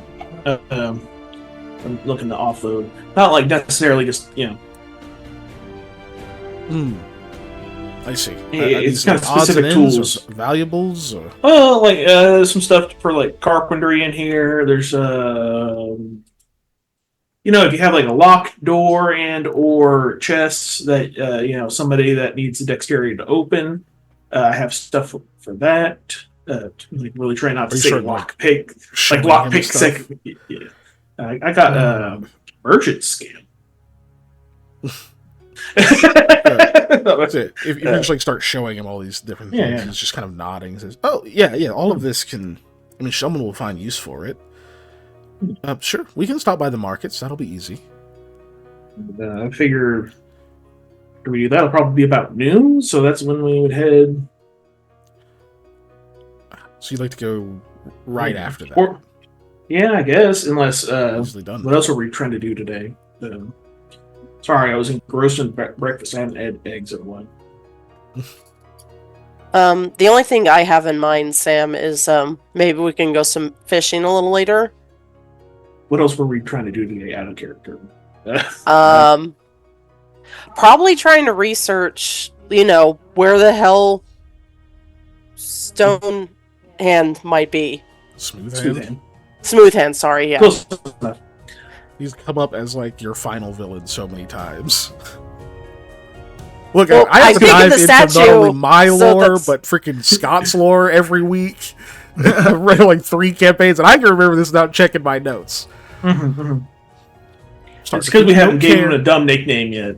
Like, old slimy face. You'll forget that too. Yeah. Fuck you, Scott. Teflon visage. But yeah, was that one of the things we were actively trying to do? Research where smooth hands. Smooth face. I said smooth face. I'm ending the Smooth stream. face. I'm ending the stream. We're on the end of the That's stream. why Dan talking about. Thank you, everybody, for joining. We love all of you. It's another Unnatural Ones Into the Storm down. Join us next week for more of the same, except this time we'll have less players. In fact, it'll just be me. Alright, your face live again. Bastards. Hey, just wait out until I find out the shoe size. Anyway, Six Sam. Smooth face. Should have called them. Yeah. Smooth hands. Should have called them tiny feet. We had size 6. Smooth Hand. Anyway. Right. And we wanted to do the meeting, but obviously the meeting's being delayed. We didn't really have any other plans than that, as far as I remember. Yeah, and tomorrow sometime, though, St. Sophie should come into dock at some point. Oh, right. We should tell everybody that. We did not tell everybody that. Yeah. With my special eyes that I have. When we were at the docks, I saw this Whistling St. Sophie far out there. Oh, I wonder when they left. Well, that could be an interesting meeting. Yeah, see how they're doing. And our meeting isn't until tomorrow, so we have a chance to be able to meet with them. And I'll ask the harbor master to tell them that, I didn't drop our name because of certain reasons. Yes, the company names. That we'd be located here. This is where we're staying. And I guess, if we don't have any other meetings planned for today, I guess we can kind of go the Guardian Bureau whenever. I mean, I liked it when it was night. I thought it was very atmospheric. Sam wouldn't say But that. the It was person pretty. Oh my goodness. But the person you're meeting might not like that it's. I mean, when it's night. You didn't see her yesterday, did you? No, that's true. They may be wanting to talk to me sooner than later. So yeah, noon should be good. All right, noon it is. That's, again, easily done. I didn't know if there were any particular things you wanted to deal with or explore, but we can come up with that as the day goes along. There's plenty of hours in it. So if you think of something else, just let me know. We'll pivot. Pivot. I do have something else, but we can leave that for later. But I'll mention it because you know your town, of course, much better. Is there a library with Kassir language in it at all? Like a codex? No. Or a primer. Primer! That is the word I was looking for. Oh, Kassiri as a language? I can't say that there is, to my knowledge. It's worth a look. There is a library in the city, and it is a city. Dardanetto hasn't been a town for about 300 years. But, yes, it's worth a look. I don't know if you'd like to go there before or after your trip to the Guardian Grove. I don't know the nature of your meeting there, but the library is not open at night. It's one of those places that's only daylight hours. That's reasonable. I would imagine after. It didn't seem very serious, did it, Sam? No, not really. But yeah, that's something I can do after our meeting at the Garden Grove. Okay, then we'll have it after that. Very well. Seems like a pretty easygoing day. And then I suppose later on we can maybe check the harbor. Maybe that ship will have come in. All right. I'm gonna go down there and do some fishing. Well, I don't know about in the harbor. In the harbor, huh? I mean, if you would like to fish, you can do that as well. I don't have to keep all of you together. You're adults. You do have obligations tomorrow, but if you'd like, I can get you a spot on a fishing boat or something who's going out. I mean, you may come back a bit later when they're done. We like the fish to be real fresh. Sorry, Sam pauses. He's trying not to say alive. It's hard to get fresher than casting a line off of a fishing boat. Yeah, you know? But I don't look. I'm just speaking for not Setsegia, but the city that we were located in. That I know the name of. Thank you, Saikon. Yeah, look, man, I'm not super wary about fishing in a harbor where tons of dock, and I see people offloading their buckets of water into the water that they were using to mop the deck of, stuff. Yeah. That's why. I'm sure I catch pretty good catfish. I'll tell you that right now. That's why he's bringing up a fishing boat. Yeah. I guess it doesn't super matter if I just need. They're going to be used for more like fishing spots if you don't want to be out on the water. Yeah. I mean, I can get you to one of those as well. That's not too difficult. Bit of a walk, and I'm sure I can.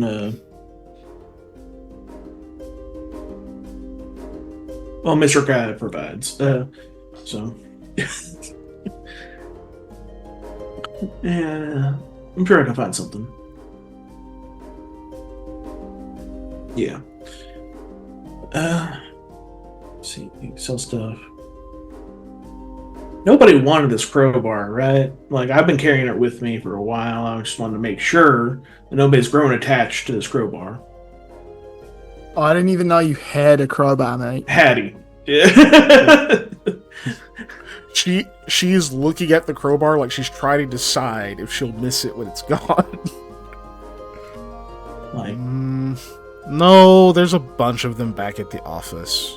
see, that's what I was wondering. Is like, now this is like, you don't have one of this. You have one of this the same exact size, right? She like grabs it and kind of like moving around a little bit. Like doesn't actually swing it, just kind of like extends like a test. This one's a little bit heavier on this side though, which I like.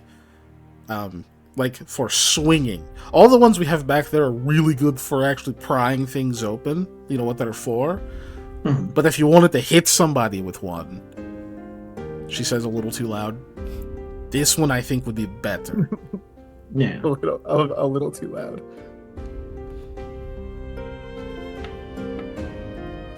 Sorry, now real life me is wondering, is like, yeah, why do they call them crowbars and not pry bars? Because pry bars are also a thing. Was the crowbar invented by, like, you know, Thaddeus E. Crow or something like that? You know, like, That's when Eli is going to hold up the crowbar and trace a small outline in like shadow magic that makes it look like the crowbar is a crow head. Be like, that's why it's crowbar. Just like that. Oh, if it looked like that, we'd have to keep it. But no, you can Forgive sell my it. non-artistic ability, but that's it's more like as an best as I Arctic can term to me, but, you know, whatever.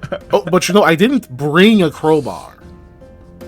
So we don't have an extra with us. So also gives you a +2 to strength modifier checks to break open a door or a chest. Sam has proved that he doesn't need that. I got and this, you know, like I point at my foot that kicked open the door. No, Yeah, but if you use the crowbar, you don't have to limp for 2 days afterwards. it's true. Oh, Yeah, I didn't tell anybody, but I did stub the shit out of my toe when I did that. Like, these boots are good, but like, damn. Yeah, do you want to hear? Alright. You put a crowbar, or I can keep it in the crowbar area. remains. Yeah. Okay. So I'll not sell that one. Alright, so you guys Is go ahead. the steam chuck is also still in this bag? Or sorry, steam chucks. I think there's 2 of them. Yeah, you have 2. Yeah, they're still They're wrapped sturdy. up. Yeah. Okay, good. They're still If intact. they've I gotten guess. worse, you haven't checked. I imagine you don't want to check, because once you check, you can't uncheck. Or you can, but, you know, stuff can get out. Yeah. I'm also not doing that shit at the breakfast table. No. So, yeah, they're still tied up. Nothing seems to be getting out of them. At least not yet. So Kazner will say, alright, so that sounds like a decent start to the day. Once you've all had a chance to eat and are ready to go, then we can do that. Is there anything you wanted to buy at the markets?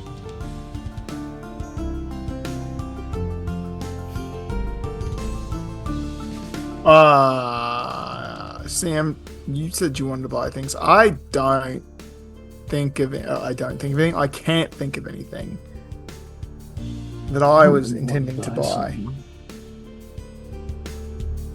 Unless I'm trying to get ingredients for the storm.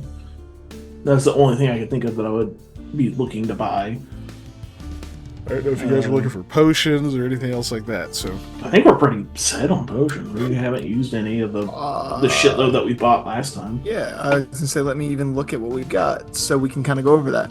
So believe I have a potion injection bandolier that has 1 cure light and 1 moderate in it, and we've also got in my inventory 1 more cure moderate and 6 cure lights, and then you have the wand of cure lights that is in your inventory. Yeah.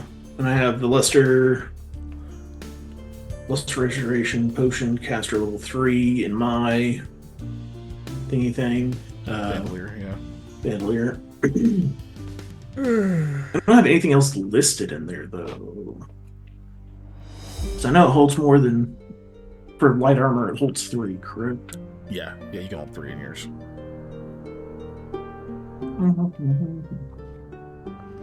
Oh, yeah, I have... Sorry, I have it in my extra notes that I have 2 Cure Lights and 1 Moderate in there.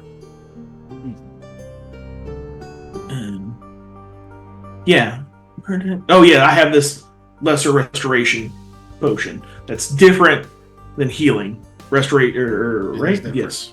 Yeah, it's different. Because it does... Do not sell that! No, I didn't say anything about selling it. We're talking about getting more, and we're checking what we have. We're just if we even need to get more more currently. Yeah. Yep. And you have Esper on you, so you can also sell that. Yeah. Yeah, totally. Drugs. Get your drugs. Look, the tact and excellence that I used in buying those is gonna be better than the amount of tact I would have in selling it. And for those of you who were there for that, I pretty much just rolled up and was like, drugs, which is, not good. Yeah. He pulled out a platinum bar and said, drugs? Platinum bar? Drugs? We're not selling those drugs money. because we're going to use them. Yeah. I don't know. Do we need 8 balls? Almost spit We Diet might! Coke literally everywhere with the statement, we're not selling those drugs because we're gonna use them. Yep. Yeah. Uh-huh. Oh, man. I can't make that be in character because I prompted that conversation, but I really wish it was. You can't sell those drugs. We're gonna use those. Just like a city guard, like mid-bite, like, the fuck she just said? I know It sounds really illegal sounding. Caster just I didn't just hear that. sliding No, out of see, frame. we need these drugs because there's a guy that can shapeshift. This is the only way to find out. He moves like he's Yeah, laying someone drag, else would say. like a piece the on a manacles. layer and just move it out of frame. Oh, gosh. It's like my mother just calls any medicine drugs. Yes. So like I have a headache, and she's like, "Do you need some drugs?" And I'm like, My mom. "No." No, Maybe that's it's a the way to boomer do thing. it. Yeah. Maybe it's a boomer. Oh. My mom says it Oh, too. my goodness. Oh no. Yeah. But, But yeah. I also just call it drugs. yeah. Well, it's a Oh, drugstore. no. You were raised by boomers, Yeah. as was I. That I sounds like the name of recognize the there's two podcast. terms. Yeah. Raised by boomers? Yeah. Oh, my God. Talking about your child Bud. life. Bud. Yeah. Anyway, yeah, sell stuff. Okay, yeah, but Scott, you are a boomer, so it makes way more Dude, sense. the dig, Scott. Are you gonna let him disrespect you like this? Brought it on himself. I'm allowing that. Hold on. I allow it. Oh god, we all raced to did. allow it. And Yeah, just we're like, beat allow. us. I can't believe I beat you guys. Oh, Born in that's so 85. funny. I don't know what you call the generation born in 1885, Scott. Don't put me on the spot like that. I can't help you there, dude. I think that's actually the beginning of millennials. No, 1885 is what Oh, he said. 18? Not No. 1985. 1885, I'm going to call those the Reconstructionists because that's post-Civil War. So there you go. Yeah. I think we Ooh, just call boy. them dead most of the time, so so at this point we would call them Scott. Scott, yeah, he's the only Elder one left. millennials. Dilrick would be the only one. Oh, man. Don't Okay. worry about it, Mama Bear. We consider you younger than Scott. I have now laughed Unless you hard don't wanna enough be, that then, I take really the have level to up. pee since everybody else went pee first. So, yeah, I'll be Your back. characters are all cycling in and out of the bathroom. So why were you bringing up trying to get more of what you had, like restoration, but potion? We have like no money. Are you Well, assuming you'll get more money with the stuff you're selling? Yes, we are selling, but also we're thinking about what do we need to buy. Mm-hmm. Is this in character or is this out of character? I guess it would be in character because I just came in and just Alright. heard the restoration She potion. got back from the outhouse, and Yeah. yeah. You wash your hands? No. Sorry. That's not true. No, I rubbed it in the dirt. Yeah. I guess it would work if you're doing. Yeah. Focus. No, we're just thinking of what supplies we might need. And I thought we were pretty set on potions, but we just wanted to double check what we got. I have 1 bark skin from meds and 2 cure moderates, but that's all I have potion wise. And the cure moderates are the one that's in my bandolier right now.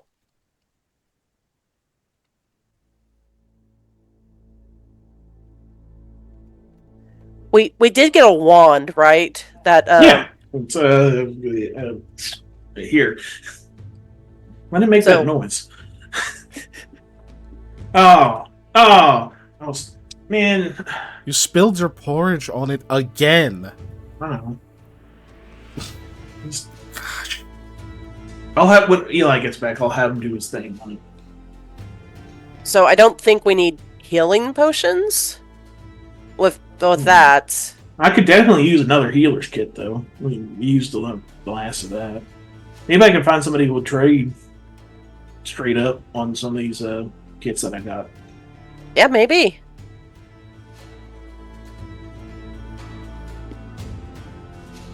I still got this big ass thing of tonk. And I don't know what the hell I'm gonna do with this. God, I want to eat it so bad. Are you talking about the hunk of platinum? Yes. So Kazner will go, is that platinum? It is. Yeah. Yeah. Goodness. Yes. I mean, someone can find a use for it. That's probably worth quite a bit.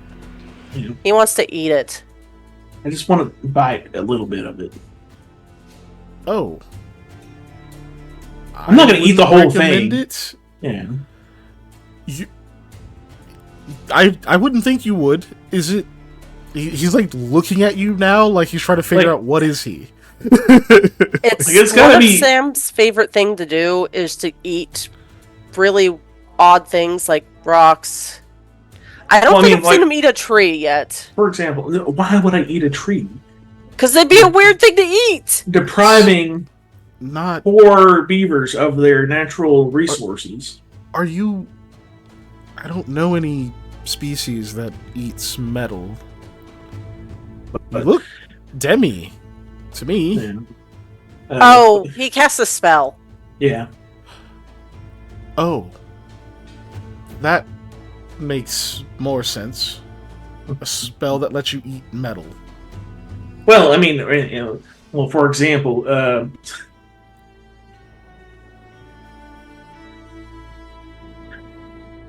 what is on this table? Things that belong to you and things that don't. Yes. What is... Okay. You can't sell the pry bar if you eat it. Yeah, it's true. I'm not eating the sting chunk, I tell you that right now. Look, I'm just going to tell you that hunk of platinum is worth several meals that probably taste quite a bit better. But have you ever tasted platinum? You could always lick it. That would tell you how it tastes. Oh, shit! I lick it. Oh, great! Now he's going to start licking all sorts of things. Thank you, Kaznar. We really needed that. I invented licking.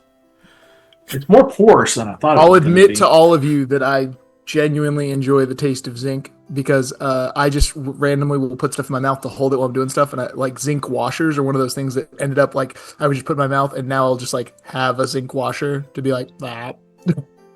Yeah, I liked sucking on pennies when I was a child. It's a good thing you didn't choke. Yeah. Y'all are weird. No. I eat food. So, I like when you bite lead that it gives a little bit. No. No. And that's how we went to urgent care. Yeah. They have these little bars that are just like stuck on the side of wheels. You can pick them off and bite them. Y'all, okay, we're just talking about different generations. As millennials, we should know that it is okay to just die with some shit that you ain't shared with nobody. Okay? Oh, but I need everybody to know I should have died as a child. I'm Me and not my sister ashamed of poisoned my ourselves all the liking time. of zinc. Do you need everyone to know that? I think it's a funny fact. Two different things. Two different things. Just saying. It's a thing where there's stuff that sometimes those thoughts can stay thoughts. Yeah. Look, Oh, I'm as random. guilty as anyone of saying shit that I could have died with that. But like, let me help you by reminding you now. You don't have to say everything that comes to mind. Not like I have random bits of metal nearby that I just. That he's now eating. All right, well, you know what? Hey, Genie's out of the bottle now, right? So, eat all the pennies you like. Don't do that. Please don't. No, like that's a genuine psychological thing. Don't do that if you can help it. Well, go get just help. disclaimer: don't eat things that No? are not digestible. Is Yeah, what I was. Yeah, gonna that say. too. Ellie, you say you feel like we should share when we should have died. It makes us feel alive. You know what makes me feel alive? Being alive. Like, I don't know what it feels like to be dead. You remember before you were born? I don't. You know what makes me feel alive? Playing Pathfinder. We should do that. I apologize for derailing. Yeah. Anyway. I don't know when that started. But yeah. Look, I was gonna assert dominance by eating something in front of this man, but it's better his psyche be left whole.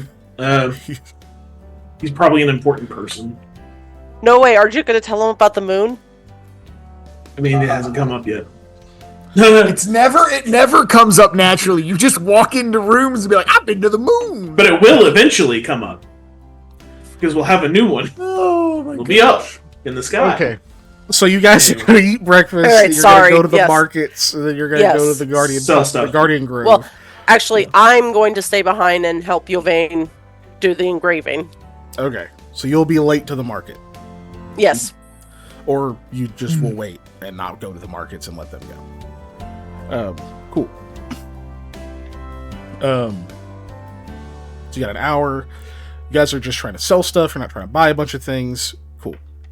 You eat your breakfast. It's a pretty simple breakfast. Like I said, you get porridge, you got fruit, you got bye Scott, see you tomorrow. You got like porridge, you got fruit, you got some like eggs, you know, a little bit of just little odds and ends. You actually do get some bacon, so that's nice. Scott, how dare! I don't need your permission to kill my PCs. These are my PCs. All right, These? they live and die by my whims, and they're alive. Oh my gosh. So maybe I'm a bad DM. I don't know. Today. But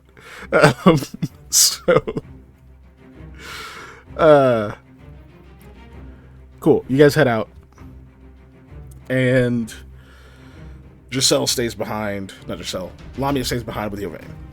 Cool. So you guys go to the markets. No real rolls need to be made. Just tell me what exactly you're selling off, or just make a list of it real quick. Just throw it in the chat. And then Lamia, you're helping, so you're gonna have to roll to aid. So that'll be a craft check. You just gotta beat a 10.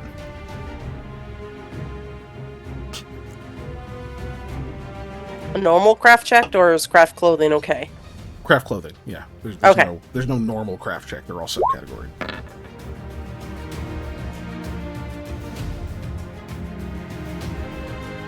Do we want to keep these smoke bullets? Sorry. No, it's fine to ask. Nice. +3 for It's- him. Cool. Thinking I would be the only person to use them, really. Or make Trillhawk drop them. And that's very circumstantial. Circumstantial? That's a word, right? Yeah, it is. Okay. I don't know if it's applicable to what you're saying, but because you've, I don't know. Whatever. Yeah, it's good. Circumstantial work. Sure. Yep. Yeah, let's go with that. The +2 for the Masterworks is not in that if he has Masterwork tools that I would have aided on. Okay, I got you. I mean, yeah, 20 is 20 is already a +3. It's not going to get any better than that. So, All right, fair enough. nice. Okay, so you guys are you assist him. He actually seems genuinely impressed by your assistance. It's not the hardest thing to do. It's just the fact that these are magic. The material is much more resilient than you've worked with before. There's also just like a bunch of little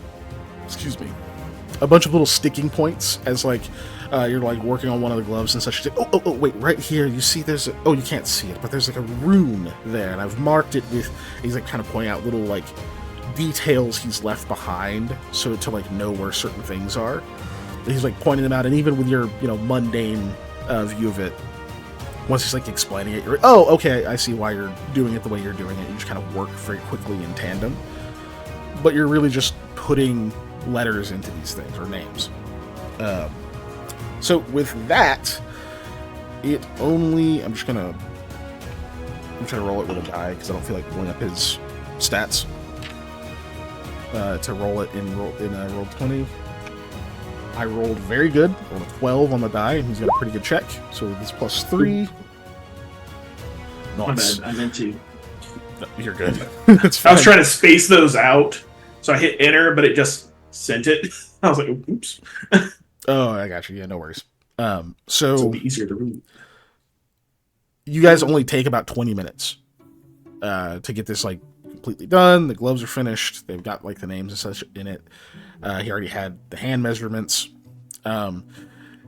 He does, like kind of check like how they fit on you. Kind of like pulls them on around your hands and such. It's like, okay, this is good. It should be just a little loose on your hands. They're slightly smaller than Sam's. How does that feel? He's like got like your hand in the glove, and he's like kind of tapping the back of your hand. It actually still feels nice. I was gonna say, I was like, snug. I thought these were magic. Well, they are, but there's still there's a finesse to having them properly fitted, outside of the arcane abilities for them to adapt subtly. It should feel very comfortable. They do. That's why I thought that that part wouldn't matter. But I mean, you're the expert, Yovane, so. Mm-hmm. He's like pulling on like some like the fingers and stuff to kind of like extend it, and there's like a little bit of space left in them. But you can feel that even though there's like pieces of like plate on them, like carapace or whatever. Not the word I'm looking for, but carrot that is on them. Even when he's like kind of squeezing them and like pushing those spots, you can sort of feel the pressure, but it doesn't cause a like discomfort where you feel something hard hitting like your knuckles or whatever else. It still stays comfortable. He's like, all right, perfect, they're done. All of it's done. Wow, it's over a month's work. Trying to get all of that caught up feels a little bit strange. Yeah, and it feels like you did it really fast. Perhaps. I did have pre-existing things and very good materials to work with, and in some of these places I did have assistance, which was nice.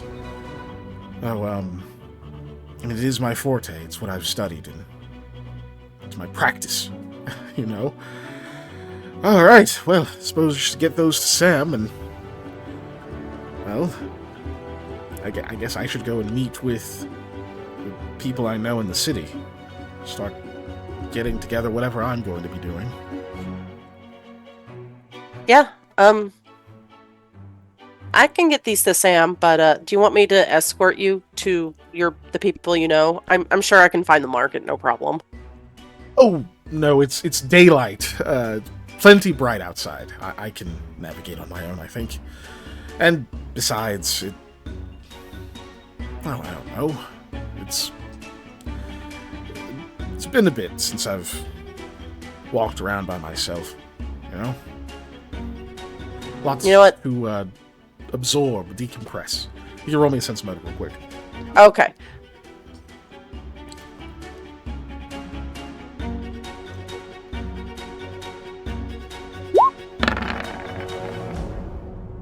Oh, good. I also moved the die so I don't have to go and clear it off of Panda's face. You're right. 22. You can tell he's trying to convince himself more than you, really. They're like, oh no, I'm fine, I'll just walk, and, I've got a lot to think. He's kind of trying to, like, make excuses to be like, he doesn't want to trouble you. Oh, well, Lamy will say, well, we do know that there are bandits in this city. Or I say bandits. Ruffians. And I'd feel better if I got you to where you want to go. And, this might be, like, one of the few times we get to see each other for a long while. Oh. That's true. Life of travelers, yes? Yep. A bit new to me. More than you, it seems. You all seem so adept, but yes, I suppose I do need to go and... Well, I'll have to find where they are, so I'll have to ask around a little bit. It may not be the shortest of ventures. I'm sure I'll be fine. I'm sure everything will be fine, Yelvain. Alright. Off we go then. Back out in the rain. I'll carry his stuff. So he, like, gets his 2 cloaks on, and you're, like, helping him with his things. He's got quite a bit of stuff. Not, like, enough that it's, like, cumbersome, necessarily, but it's, like, when it's him by himself, he can carry it, but it'll be even more cumbersome. Cool. But you guys are going to head out. Yep. And you're going to, I assume, aid him on his, gather information. Yeah, I will attempt to aid him. Yep. You're gonna put that die. There it is. Ooh, I have successfully aided. Oh, yeah, +3. I rolled, again, a 12 on the die. So it's +3, so 15 plus his mod, which is, I believe, 8. Yep. Cool. And...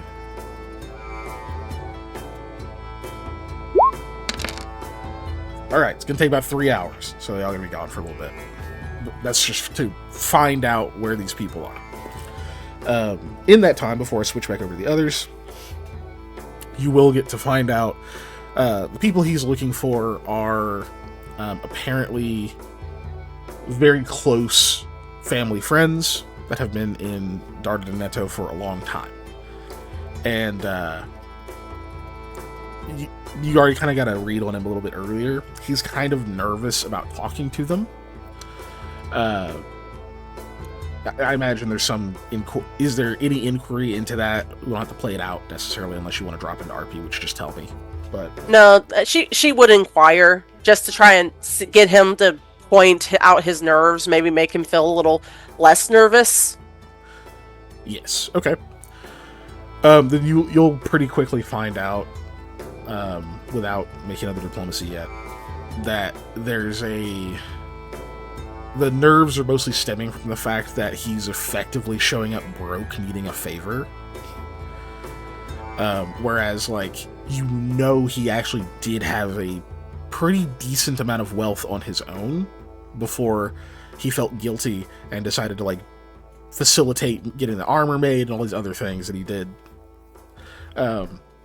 So there's, like, a bit of nerves in the fact that he's gonna need to, like, effectively beg them for help, while he already had his own means, and then, like, he doesn't think his explanation as to why he's broke is going to be particularly satisfying to them. But they're just... He's nervous about having that conversation and having, how that'll look, and then getting back to his family. Frankly, it's a bunch of stuff that's like... I mean, you grew up in the country. Delgi is not a big town. It's mostly farmland as you went through there. Like, there's a city to it, but you're like bumpkin adjacent. What he's talking about with, like, all of this, like, standing within the family and whatnot stuff sounds like it's kind of gibberish to you, really. It sounds like Rahala needs to talk to him, but she's not here. Yes, yeah, because she's not jaded at all about nobility. So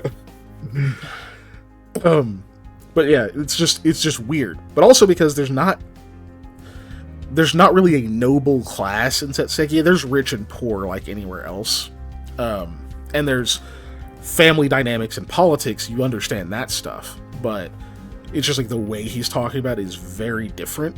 It almost seems like everybody's like keeping score of things, and like there's almost like a mental calculation in his head of who's done how many favors for who.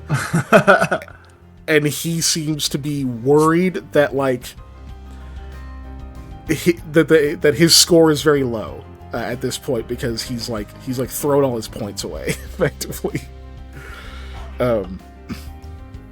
But that's kind of what you're getting out of it. But we'll come back to it, and if you decide you want to do any RP in regards to that stuff, then we can. But you got 3 hours that have to pass. So others, let's see, artisan's kit. That's a bone working kit, I believe. Yeah, I see it there. Let me get you a. Okay, so you decided you're not gonna keep those smoke bullets, okay?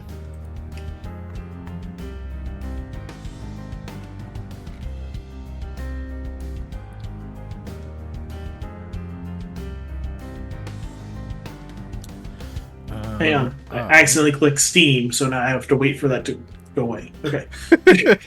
I fucking hate when I do that. Oh, yeah. It's literally it's Firefox, Steam, Zoom. Close the whole program. Yeah. That's why I don't have a thumbnail for it. Yeah, the thing on your toolbar. Shortcut.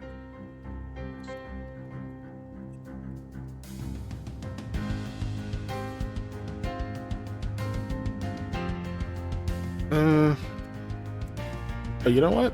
I'll do it this way. Okay. So yeah, you guys wander around the market a bit. Like I said, you don't have to roll anything necessarily because you have a guide. He knows the city, knows where to go for these things. Like you're just trying to get like the price you would get for selling these. You're not trying to like haggle up or anything like that. You're just kind of wanting to get some money out of them. Is that accurate?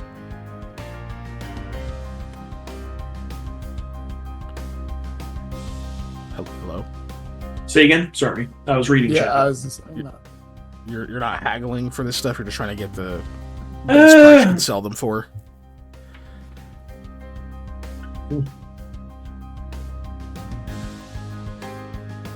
No, Sam wouldn't haggle. Sam haggles when buying stuff, not when he's selling stuff. I think. Here, can you take this? Where's what for how much money? Thank you. Okay. Sick. Hey, do you want? I think it's more like, hey, do you want to buy this? It's like, yeah. Okay, cool. How much do you want for it? Oh no, I was asking if you wanted to buy it. What do you want to give me for it? like, Right. A gold? Okay. Wait, what? Really? It's like, I'm just double checking the price on one of these things that I was not totally sure of. Which? You're selling the smoke bullets. Is the only thing. Oh, good lord! Stretch made me lightheaded a little bit. I think the only thing I was looking to buy was a healer's kit. So maybe if some trading can be done, because these are multiple other kits.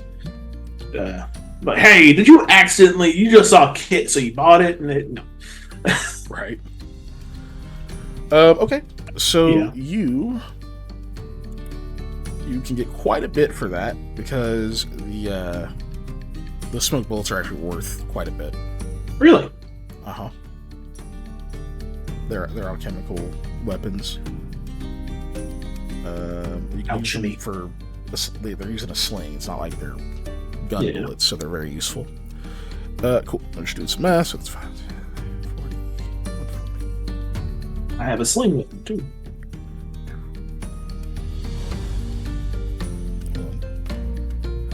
Okay, cool. 4.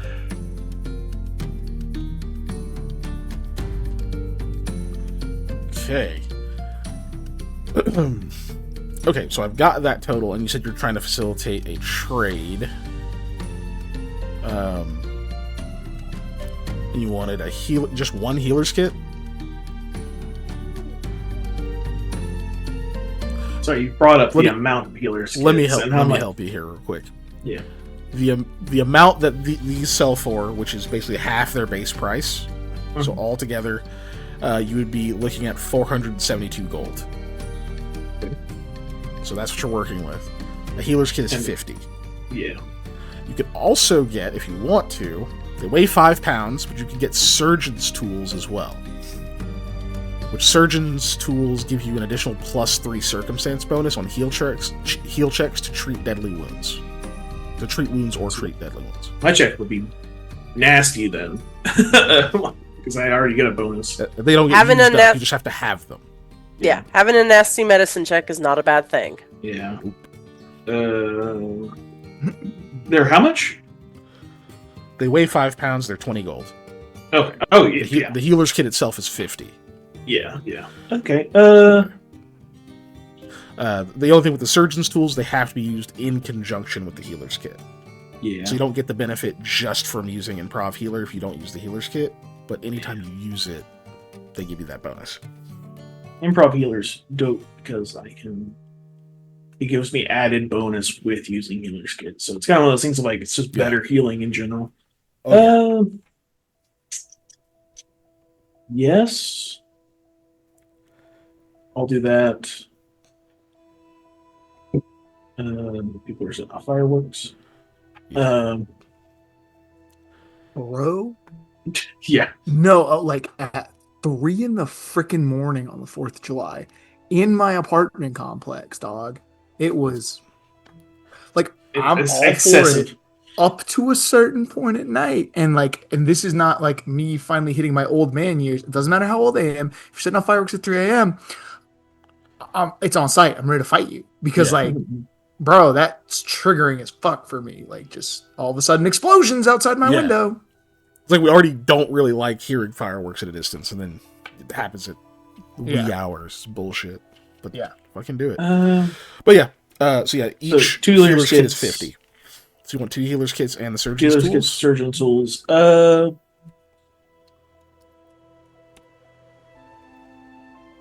I'm still darkness challenged, correct? For seeing, yes. Yeah, I don't think you've got anything that's changed that. Okay.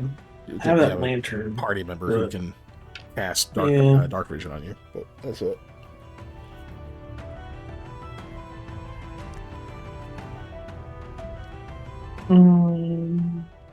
Oh yeah.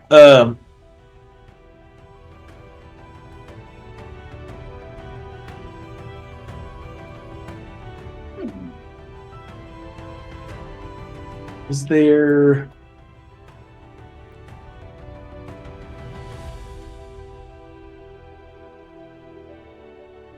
Sorry, I'm trying to think of the best way to describe it. I guess it's parchment. Can I buy some parchment? Yeah, absolutely. Or you can buy actual paper too. Yeah, Which is more expensive. I'm thinking more like a what's thicker? I guess is the best parchment sticker. Yeah. Yeah, something that's more durable. For that guy who's doing paintings, is what I'm leading up to on that. Oh, I got you. Yeah. So I'm gonna buy a couple reams, whatever, the sheets. Parchment. They sell it by the 10 pieces or whatever. Hold on. Let's see, sheet of thin treat animal scan. There it is. Yeah.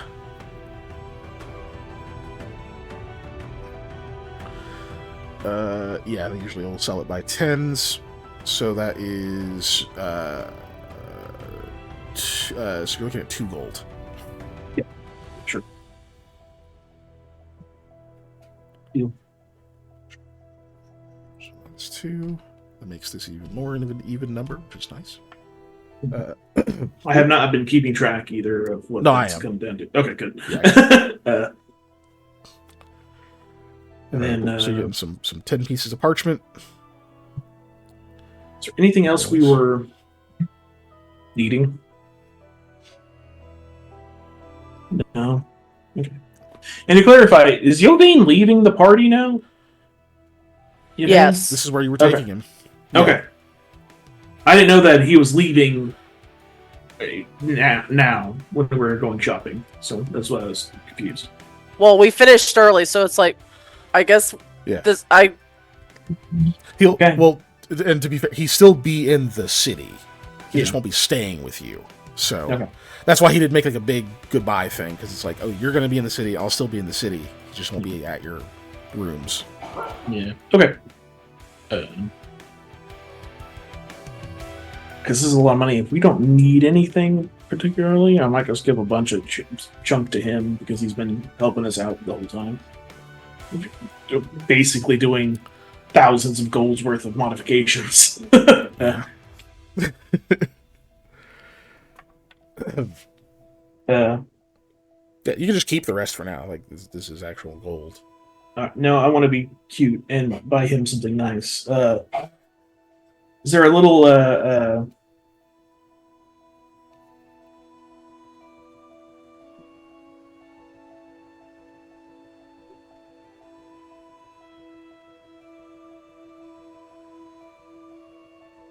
You want to a describe? desk lighter? You know what a desk lighter is? It's basically a lighter, but instead of like a handheld one, it has a big base on it that holds a lot of kerosene. So think like a Zippo, but it has a big tank underneath it. It's something you would keep in a cigar room or something like that. I think the closest analog would just be like a lantern. Oh, interesting. Yeah. Hold on.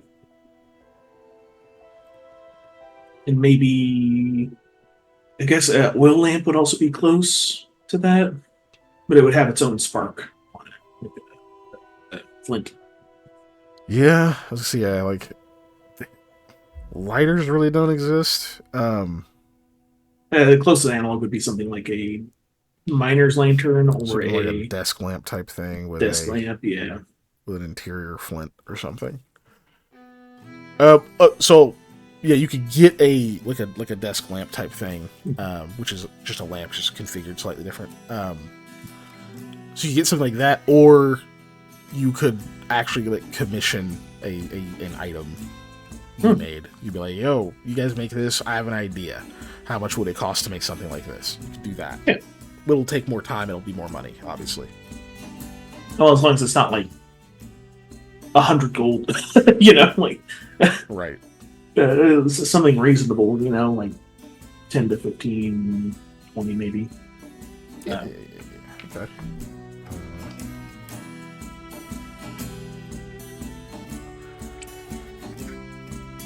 Lamp. I wish I had the money to dish out like a. Is there a permanency spell for casting light on objects? Yes, light can be made permanent with permanency. The spell permanency is a pretty high level spell and costs quite a bit of gold to cast, I believe. It's Yes. like 250 or something. It's in like the thousands, Permanency depending on the level of spell.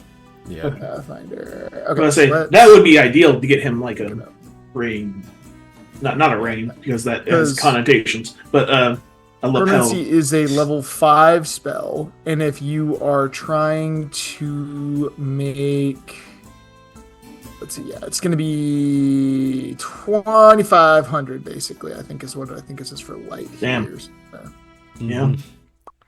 It is permanent. Once it's that way, it changes the duration to permanent. But yeah, if you want to try to do like a commission thing where you can get him a Nice desk lamp. lamp deal. Yeah. Yeah. Okay. So you're gonna take a little bit of time asking around a lot about that. That is, he can get you to the places that would do it, so you don't really have to do much for a gather information check. But I need to roll a check for Kasner. Sorry, this is a weird side mission, but now realistically, oh yeah, we're losing. Not losing. I mean, I have 3 hours, so Yeah, I rolled kind of bad. I don't know that. Sam doesn't know that. yeah, you kinda don't. works out. So you doing extra side stuff works out. That kind of works out. It's going to take 2 hours to get to someone. At that point, we don't have to like RP the whole thing out. You're basically trying to get I assume essentially a desk lighter, so it'll have like a piece of like flint and steel or something sort of built into the contraption, so that he can flick something and get it to light. And now he's got a light. He'll have to like eventually change out the flint. Actually, as red as well, they don't have firearms here. Nope. I'm thinking like a lock off of like flintlock would be sick to repurpose for that. Yeah, sorry, that's me thinking in real life now. I'm like, dude, how sick would it be to have a lighter that you had? Yes. Yeah. Yeah.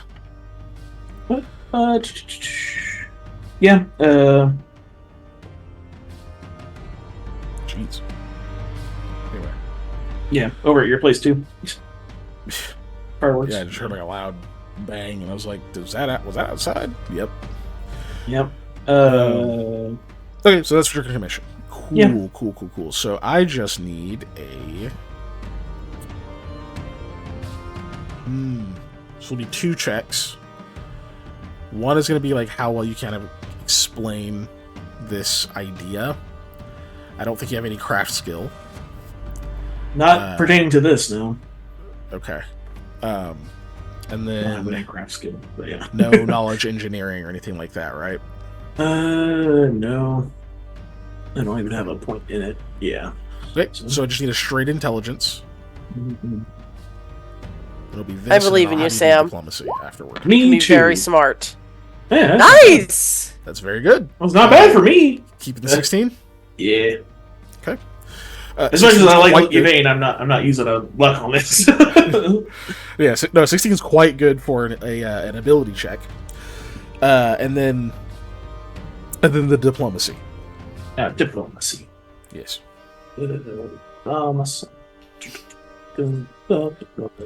Actually, I put a point into this before. 10. Yeah, I'm gonna keep 10.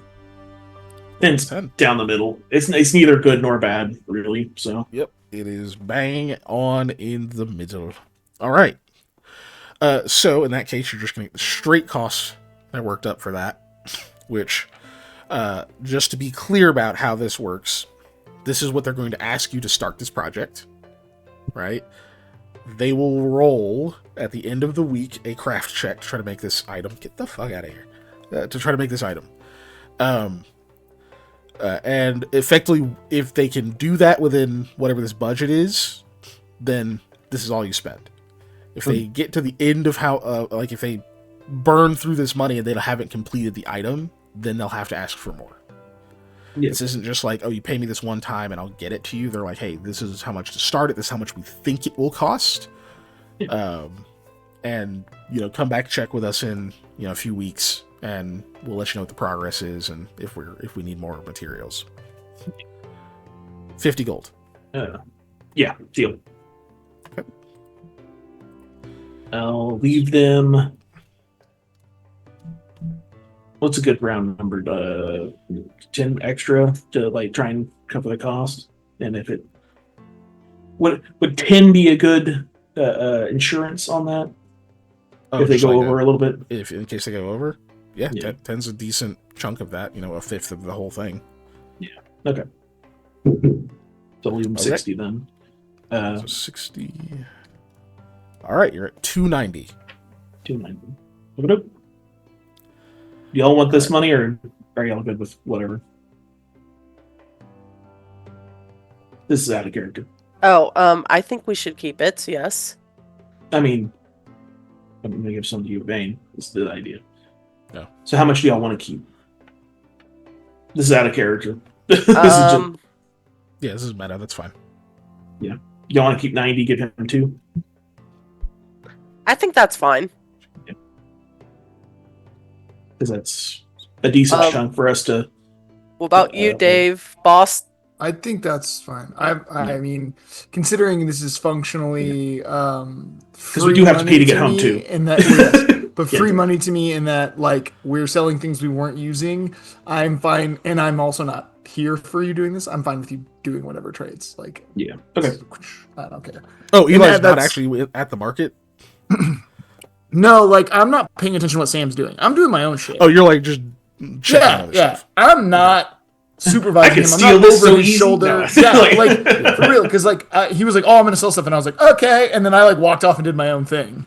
Yeah. Well, because he didn't ask Yeah. for help or whatever. Yeah, exactly. Okay.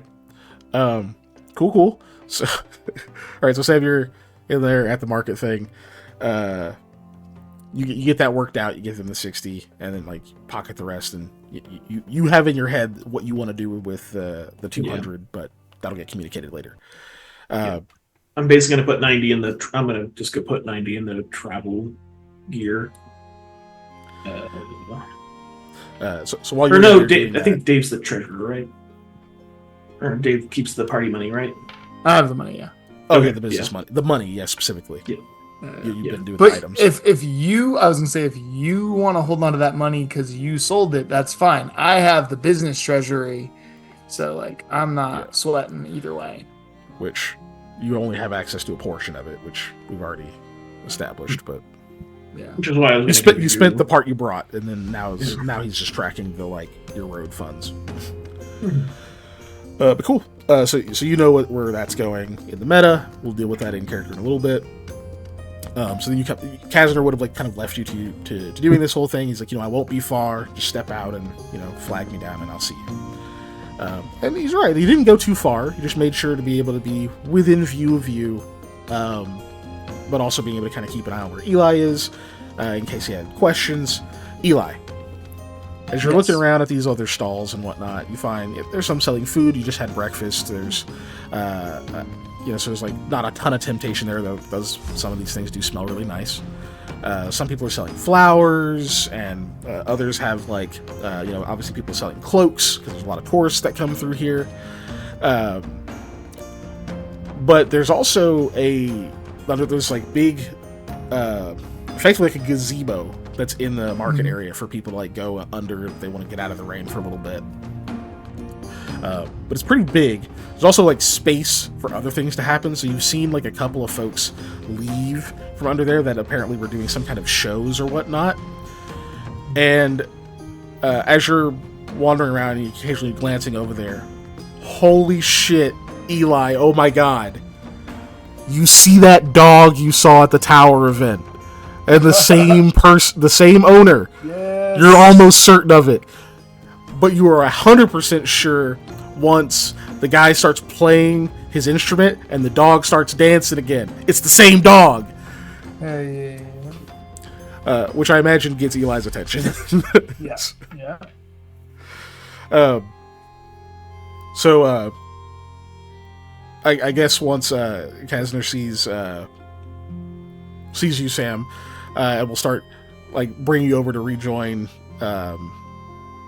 Eli. What is Eli doing?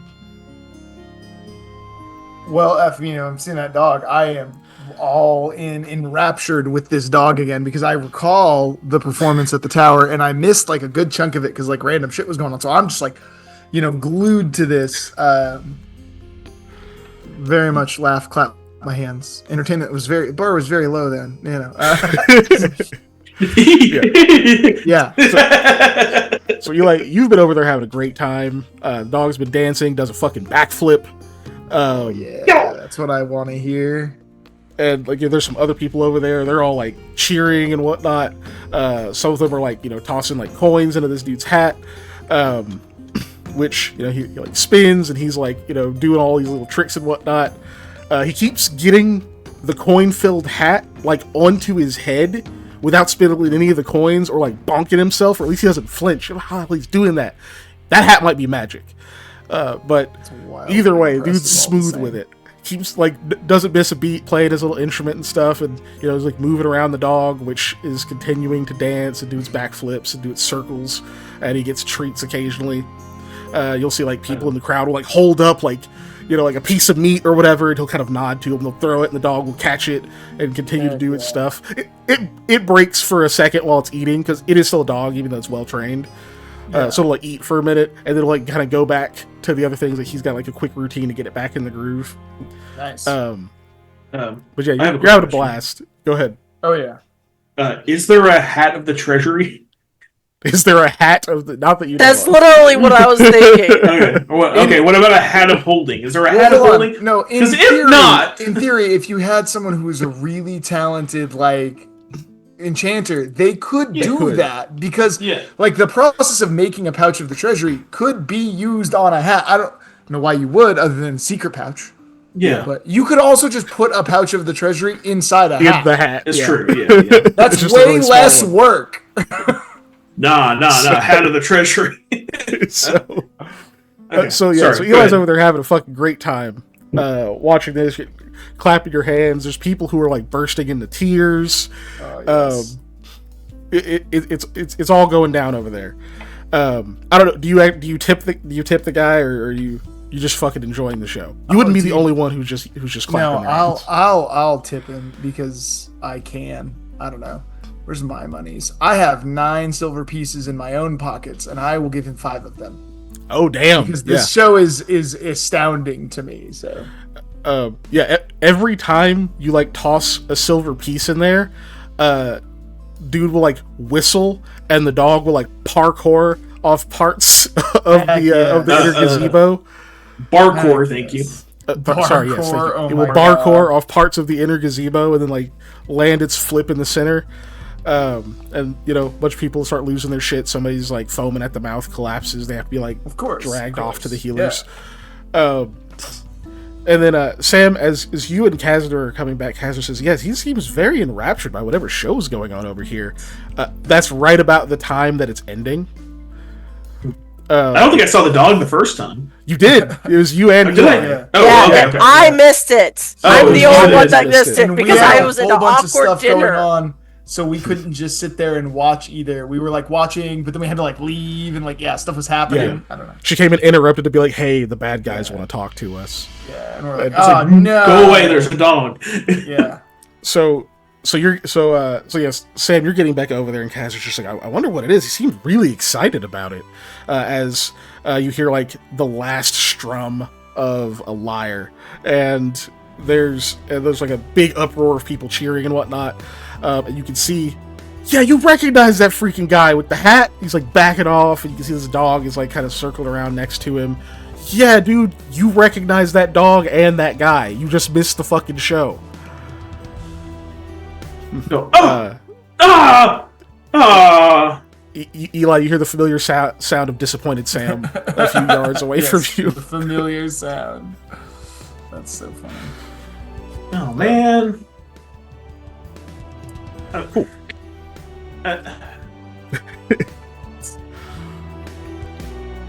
But you got I money. really want to cast speak with animals, but I'm not going to. Look, Speak with Doge. This is one of the things I'm like, yo, are you really a dog? Or is this a druid who's like, yo, man, I gotta make him a living? I mean, we definitely know that it's possible. Yeah, it's I'm not saying definitely I- behaving like a dog, just a very well trained dog. Yeah. I mean, It might even be an animal companion, but what? Well, Nobody you chooses see no one chooses to be a ranger in these. not only rangers get animal. It's technically a druid thing, but Oh, is it? Yes, yes. it rangers is based on druid. Yeah, What? No, I yeah, think the animal companion is based. Yeah, it's but no. So Brain, you can see him like he's like tipping his hat. He's like bowing and stuff, and there's people like just freaking out and whatnot. But yeah, he leaves, and you guys get to rejoin each other. Any RP between the two of you? Oh yeah. Ooh, excuse me. I'm like, oh man. It was the dog again. Like, it was amazing. We got to see the whole show this time. I loved it. Man, I was commissioning all. Damn it! I was trying to do something nice for Yovane. Took extra time. I missed the dog. Oh, sorry, Eli. You'd also note the dog's name is Wiggly. Oh, it's even better. Yeah. Like, his name's Wiggly. I love him. Yeah. best So you dog. can see that people are like in tears, walking away, like happy tears. Yeah. And Eli, you actually got to see the end of the show this time. You get to see the parkour. You guys missed it before. Yes. You can add whatever other details to it you like, Dave. Yeah. He put I'll just be cane on a top hat and said, "Hello, my baby. Oh Hello, my my God. sweet." No, he did not. WB Frog us. I'll just be like chattering on and on about this show, just ad nauseum the whole time. You can see that like Kazner at first is kind of like, okay, yeah, it's just a show, but as like going on, he's even starting to look a little bit disappointed. Like, damn, what? It's been here the whole time? He's kind of like looking over to where the guy was leaving, like, is he still here? Like, maybe we could just get an encore, but he's not. He's gone. You hear somebody that this is just like, Wiggles, I love you! It's Wiggly. Wiggly, I love you! But yeah, you missed it. Yeah, I sold some. I sold the stuff. Man, Sam's still just like looking in like. Can I time travel somehow? Is that a thing? No. We can send you back in time as far as you want to change anything. I need to go back like 5 minutes. Then you died. I need to go back like 5 minutes. I gotta see this dog. No. Yeah. Come with me. You gotta see this. Yeah. Yeah. Sam will start like dividing the money up, but he pauses and looks at the fucking guide who I cannot remember the name of because reasons. Oh, Kazner. The man's Kazner. Kazner. Yep. Kazner. Like, do you need money? He like snaps out of the reverie as he's been like what could this dog have been doing? He's like, oh no, I've been paid. Don't worry. I know, but like, do you need money though? I suppose everyone does to an extent. All right, you don't give have Dave to pay 80 me gold. anything. You give Dave 80 gold, and I'm giving him 10 gold. As you're praising, no, you don't have to pay me anything. I'm not. I don't care. Here's extra money that will make your life easier. He looks very conflicted about taking that. It's not a bribe. I'm not trying to bribe you or anything. It's like, hey, if you want to go buy like a nice cloak, you have extra money now, or like you have. Now it sounds like a bribe. Yeah, it didn't sound like a bribe until you said. Or if you have like, now it sounds like a bribe. Have you had a squeaky door that's been like messed up in your house for so long, and you're like, man, I got to replace that hinge, but I don't want to have to go to the blacksmith and pay him to have to like do a new hinge. Or you're like, you ran out of lamp oil a couple months ago and you forgot to restock, and you've just been like, I'll just do it later. I don't know how well paid you are, right? But like, I'm fine, but if you insist, I guess I can take it. Or he takes 10 gold. He looks still conflicted about it, but it's like, well, if you don't want it, you can just like, I don't know, give it to the church or something. You say that, and he like looks back off in the direction that the performer left, but he's like, I'll find someone less fortunate to give it to.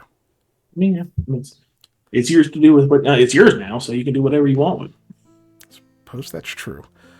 Speaking of which, should we go and find Lamia? It's been a few hours now. I don't know how long their task was supposed to take. He's pretty capable. It's not like anybody's gonna try and rob her or anything. All right. Lamia, were you wanting to do any kind of RP or anything with Yvain, or are you just kind of getting him where he needs to go? The kind of role play I kind of want to do is you really shouldn't worry. I mean, I know this might be a cultural thing, but like the way you're talking about it kind of sounds like you guys aren't really family. What? What do you mean? No, of course we're family. I mean, we support each other and whatnot. There's just... I mean, do you? You sound scared of them. Yes, no, of course we do. I'm not afraid of them. I'm afraid of burdening them. You understand that, right? Yeah, I think I do, but the way that you're bringing it across to me seems a little different than my kind of burdening. He blushes, like, deeply. Like, his skin's already a little reddish, but it's, like, full face. He's just, oh, Oh, well, I was just venting. I didn't mean to make them sound like monsters. No, they're good people. It just... I don't like having to be a... I don't like having to take from them, you know? You know what? That I understand a bit more, Yovane.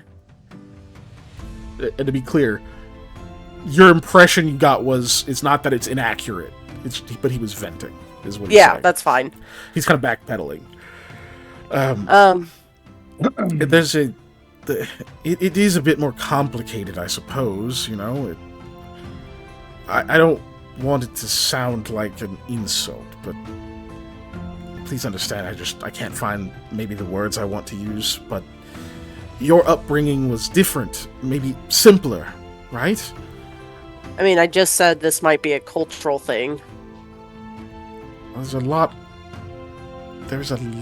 of money in my family, a lot of it, and they can't, as strange as it sounds, they can't afford to be as generous as I tend to. There's a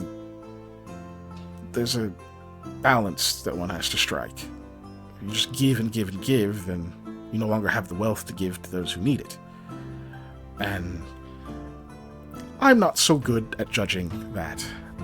But there are others in my family who are better at it, and then there are some who, well, perhaps they're as bad at it as I am, so they are more strict about the ways in which they breach how they were taught. I don't know, but people do seem to keep count. And these folks are a bit stricter. I know it will bother them that I have to ask for things. And I'm not a child, you know? One person who would be allowed to ask and take without giving anything. Your presence isn't giving enough? Like, even like your expertise on your crafting. Your knowledge, the culture, I mean, you've been absorbing of food and such like that. You can't, like, cook, I guess, for a while for them? Me cook? Like, as an exchange? Oh, goodness. You've clearly never eaten my cooking. It's appalling. I do much better when I can just... I can guide, you know, I can delegate quite well and give instructions. But it's different than crafting. It's different than forging. It's different than putting these like really solid pieces together. It's more like alchemy, you know? Things change when they're joined rather than the pieces you craft come together and form a different whole. They shift as they're combined. It's a bit confusing. I can track it mentally, but it's like my hands can't keep up when I try to cook. And I don't think they want to be delegated to. Their staff certainly won't want to. No, listen, Lami, it's fine. I'll survive it. I came all the way here. They'll enjoy my stories. They just won't enjoy the... I will have to freeload for a while.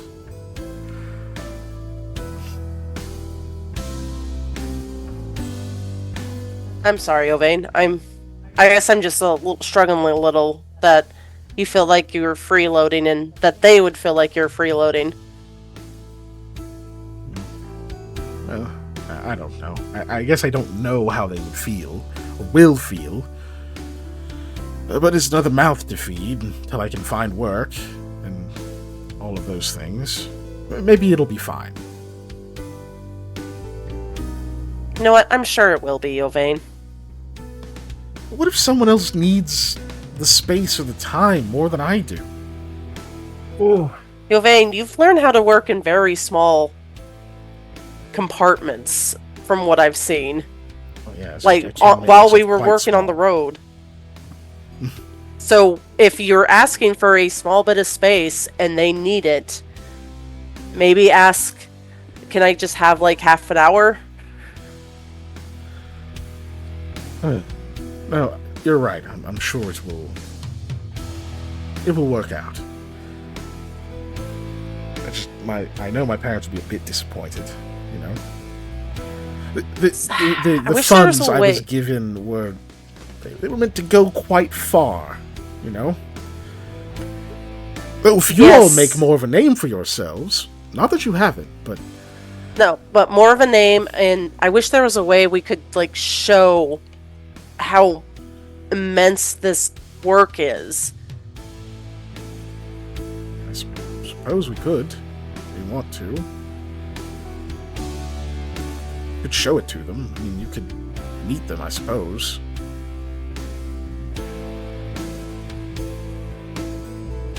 I think that's important. If I could show them that yeah, this was good work you did, and there was a reason that you had to make up for it. Because I'm a scary lady. His eyes widen a little. He goes, maybe not now. Then maybe I should prepare them. And besides, you're here for a task. Look, none of this has to be immediate. I won't be leaving the city right away or anything. I don't even know if I will be in the near future. It all depends. You take care of what you need to take care of, and then perhaps we do a visit when your business is done. Maybe. But I at least want to do what I can while I happen to be with you, Yvain. Alright, just don't scare them. I can't make that promise. That's why I'm concerned. But you guys eventually figure out who he's going to speak with. You find out that the hearth is... Yes. This is the sheet.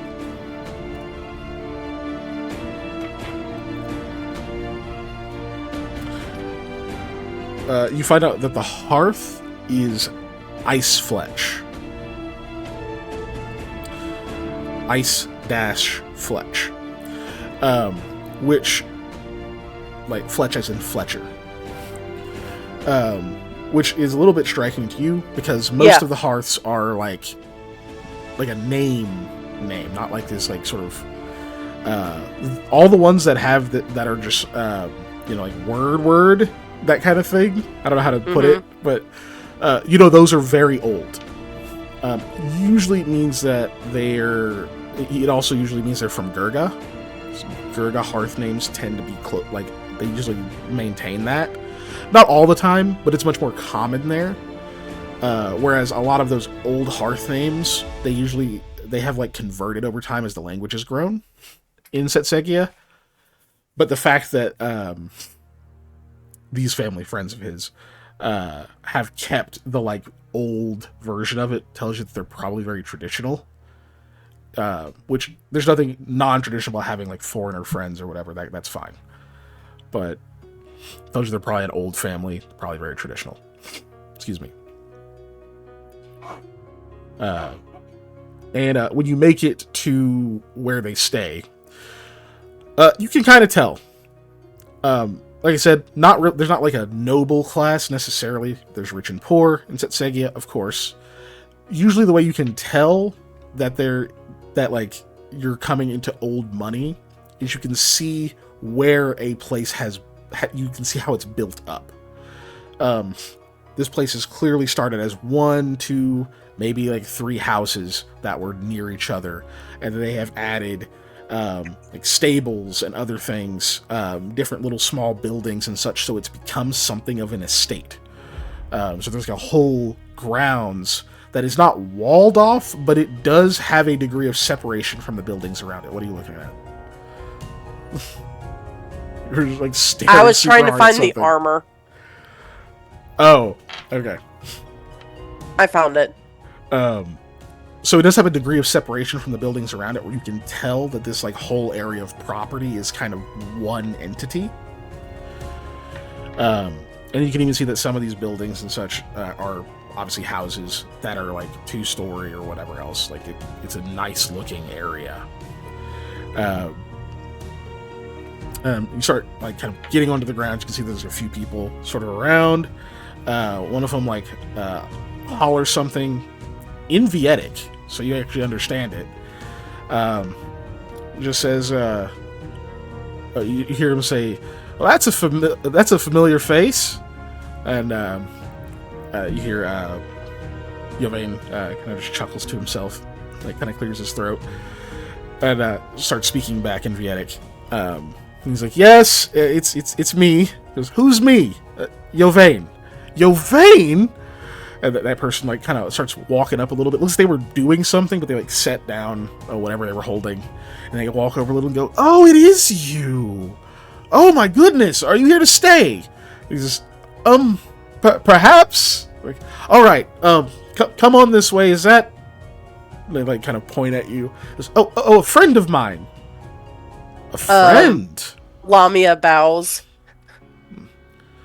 Oh, a polite friend.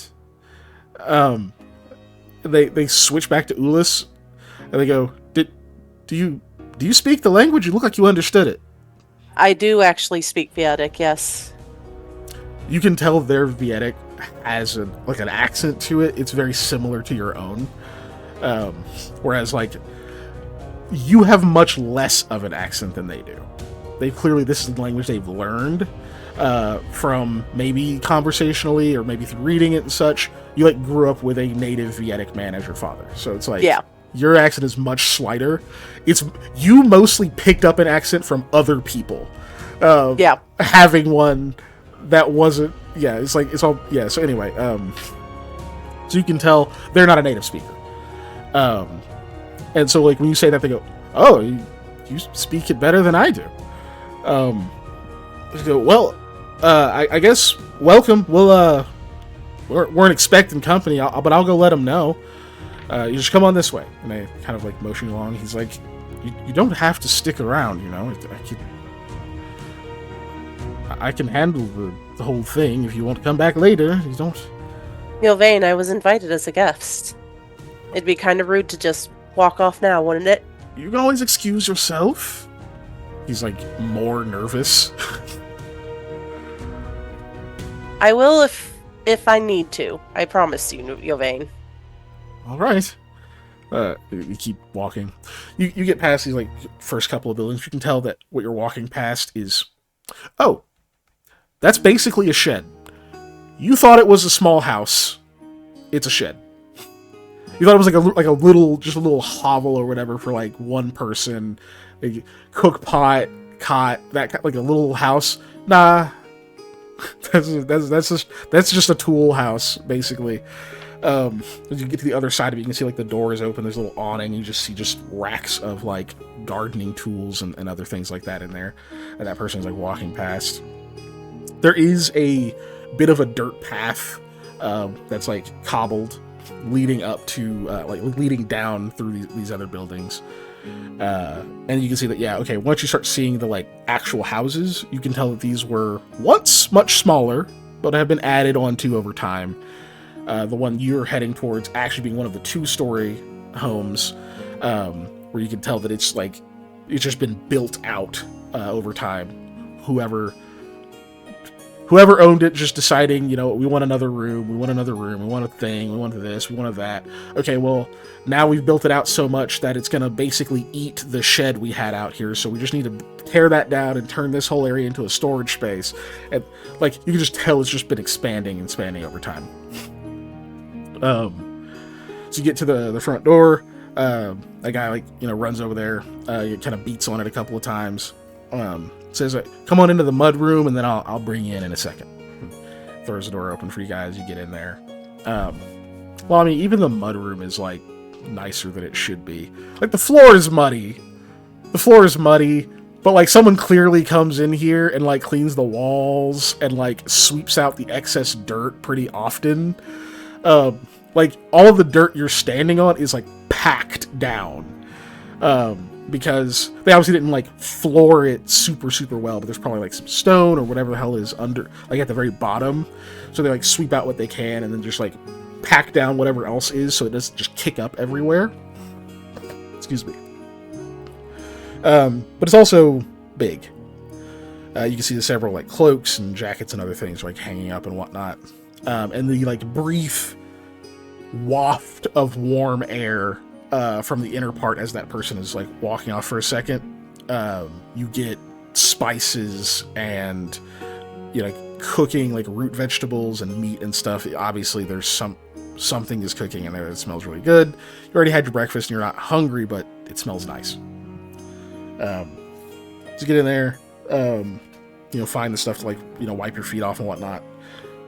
Excuse me, get up close to the door, leave the boots, and you can actually see that there's like a step up that has little pairs of effectively like sandals, more like flip-flops, that are like sitting up there, and Yvain like steps out of his boots and whatnot, grabs a pair of those, like motions to another one for you, and I attempt to take off my boots.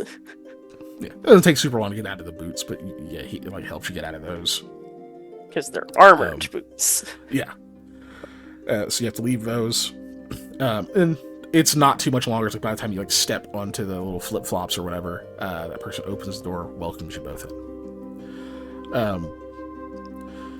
So without it becoming the rest of the night, it is a very nice place.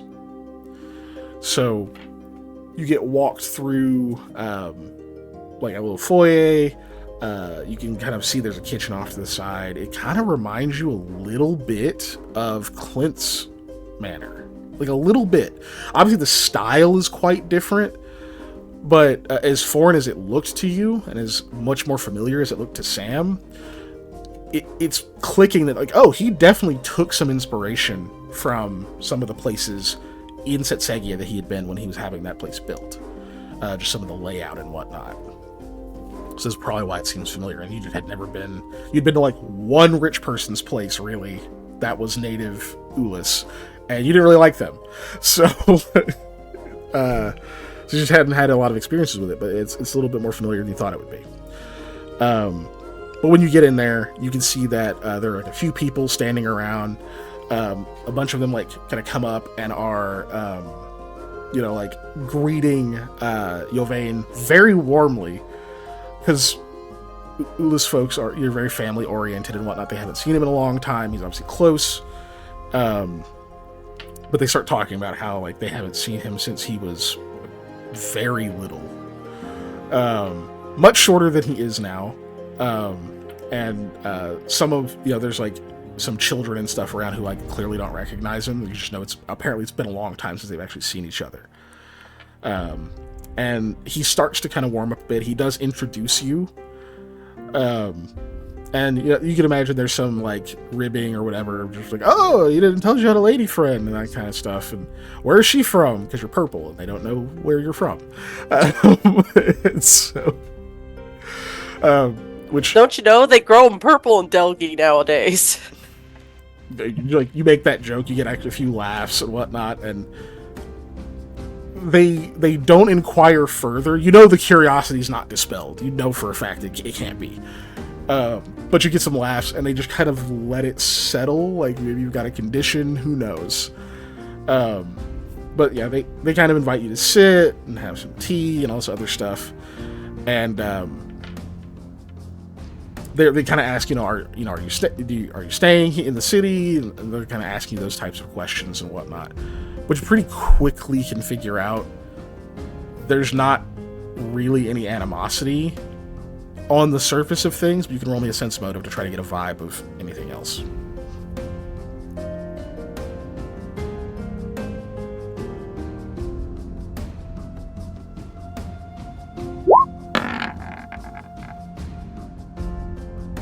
Do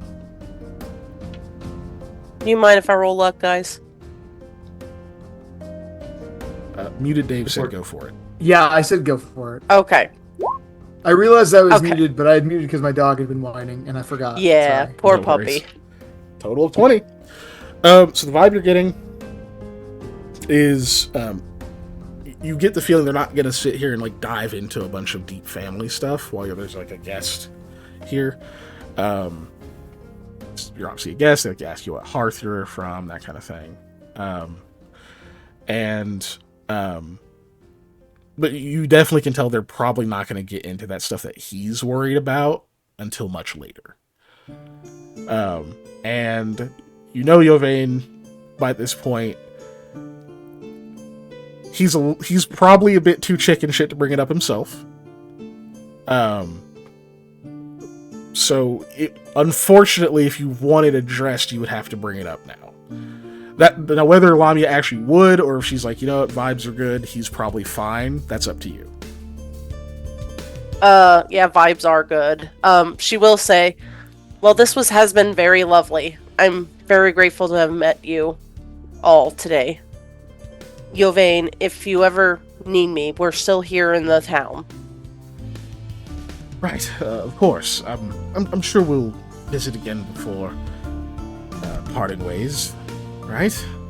Yes, and I am serious. If you do need me, even someone to talk to, we are still here in town. That's very kind of you. I may take you up on that. Thank you. Okay. Truly. All of you have a very nice day. All right, bye, Purple Lady. Says a kid. Her name is Lamia. Bye, Lamia. One of the kids. And one of the other was like, you called her Purple Lady. You're dumb. That's rude. And then another one is just like, he's not dumb. He just can't see purple. That kind of non-cohesive conversation. Yeah, if I was there, I'd be so confused. But, you know. Yeah. Understandably, not cohesive. That doesn't follow a proper track. It's like, wait, what?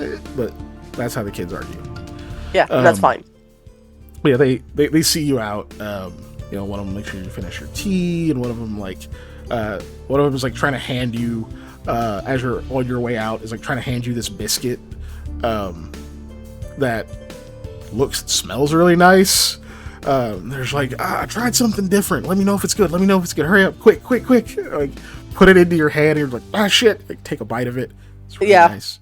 It's very good. It's good. Tastes good. It's very good. I don't know what's supposed to be different. Okay, thank you.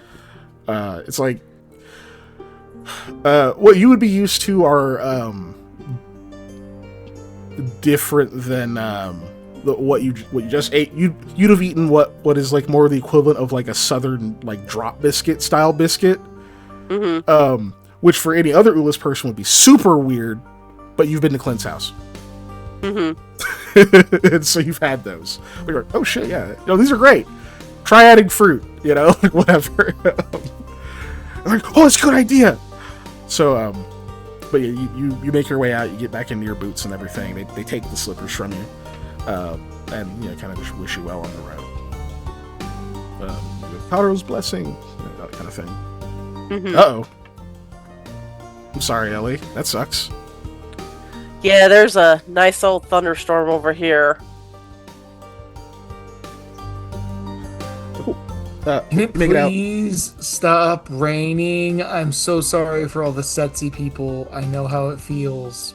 Please. Just walk, it's July, guys. Wouldn't it be nice? But yeah, so you make it out of there. And then, they were at the market, and that they're going straight to the Guardian Grove after. Oh, I do know that they were going straight to the Guardian Grove. That's the last plan you heard. Okay, well then I would try and make my way over there, because I know it's been a long time, so they were probably done with shopping. Cool.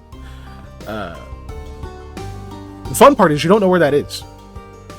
That is the fun part. Which means I get to roll diplomacy again. Mm-hmm. Yep.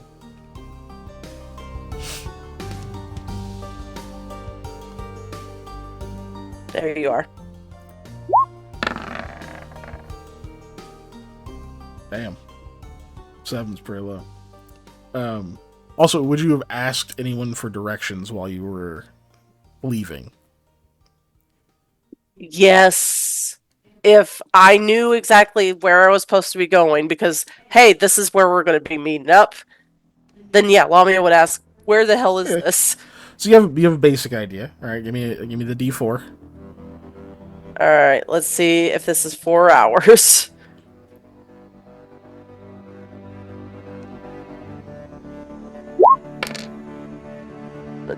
Three. Okay, fair enough. Okay. So I was just making you roll to make you nervous. I wasn't going to let you roll luck. If you ask directions, you don't have to. You don't have to depend on those. But so yeah, they tell you the roads here are fairly easy to navigate. You do have to like make sure you're at the right place a couple of different times. Thus the like diplomacy check. Just the actual function of it. So it does take you a little longer to get there than you'd like, but it's not going to actually take you 3 hours. Cool. So we'll cut back over to the others. You finished at the markets. And then I believe you're heading straight to the Guardian Grove after that, right? Or was there anything else you were doing between?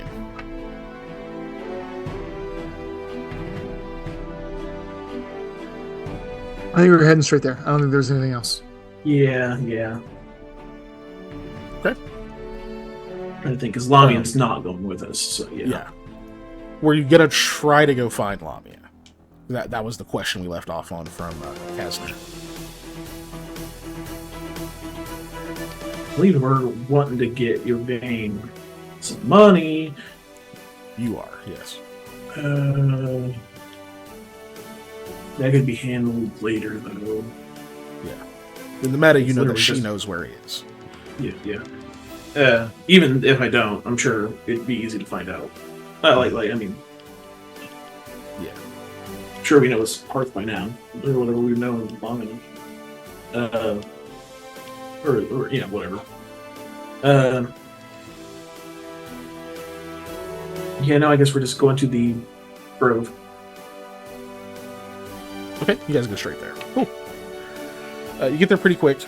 You know where it is. Guide knows where it is. So he takes you over to there. And you see the same garb, amongst the people there, right?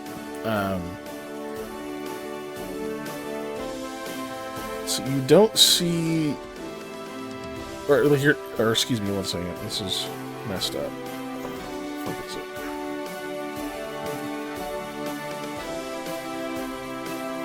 There we go.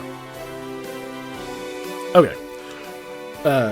So yeah, you see the same garb amongst the folks there. Some you can obviously tell are just by the body type. Some you can kind of tell gender. Some you can't, or biology, whatever. But a lot of them you really can't, as described before. Most of them are wearing green. Some are wearing white. You don't really know the demarcations, but you know this is the same group because they all have the masks. Now, some of them their masks are like full face masks. You don't see any of their facial features. Some it just kind of covers down like just past the nose, so you can see like the mouth and like the bottom of the face.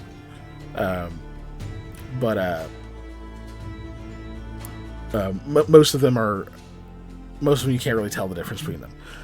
You do see one who stands out a little bit more than the others because while they all have like robes and cloaks and hoods, this person's hood has antlers sticking up out of it from the mask.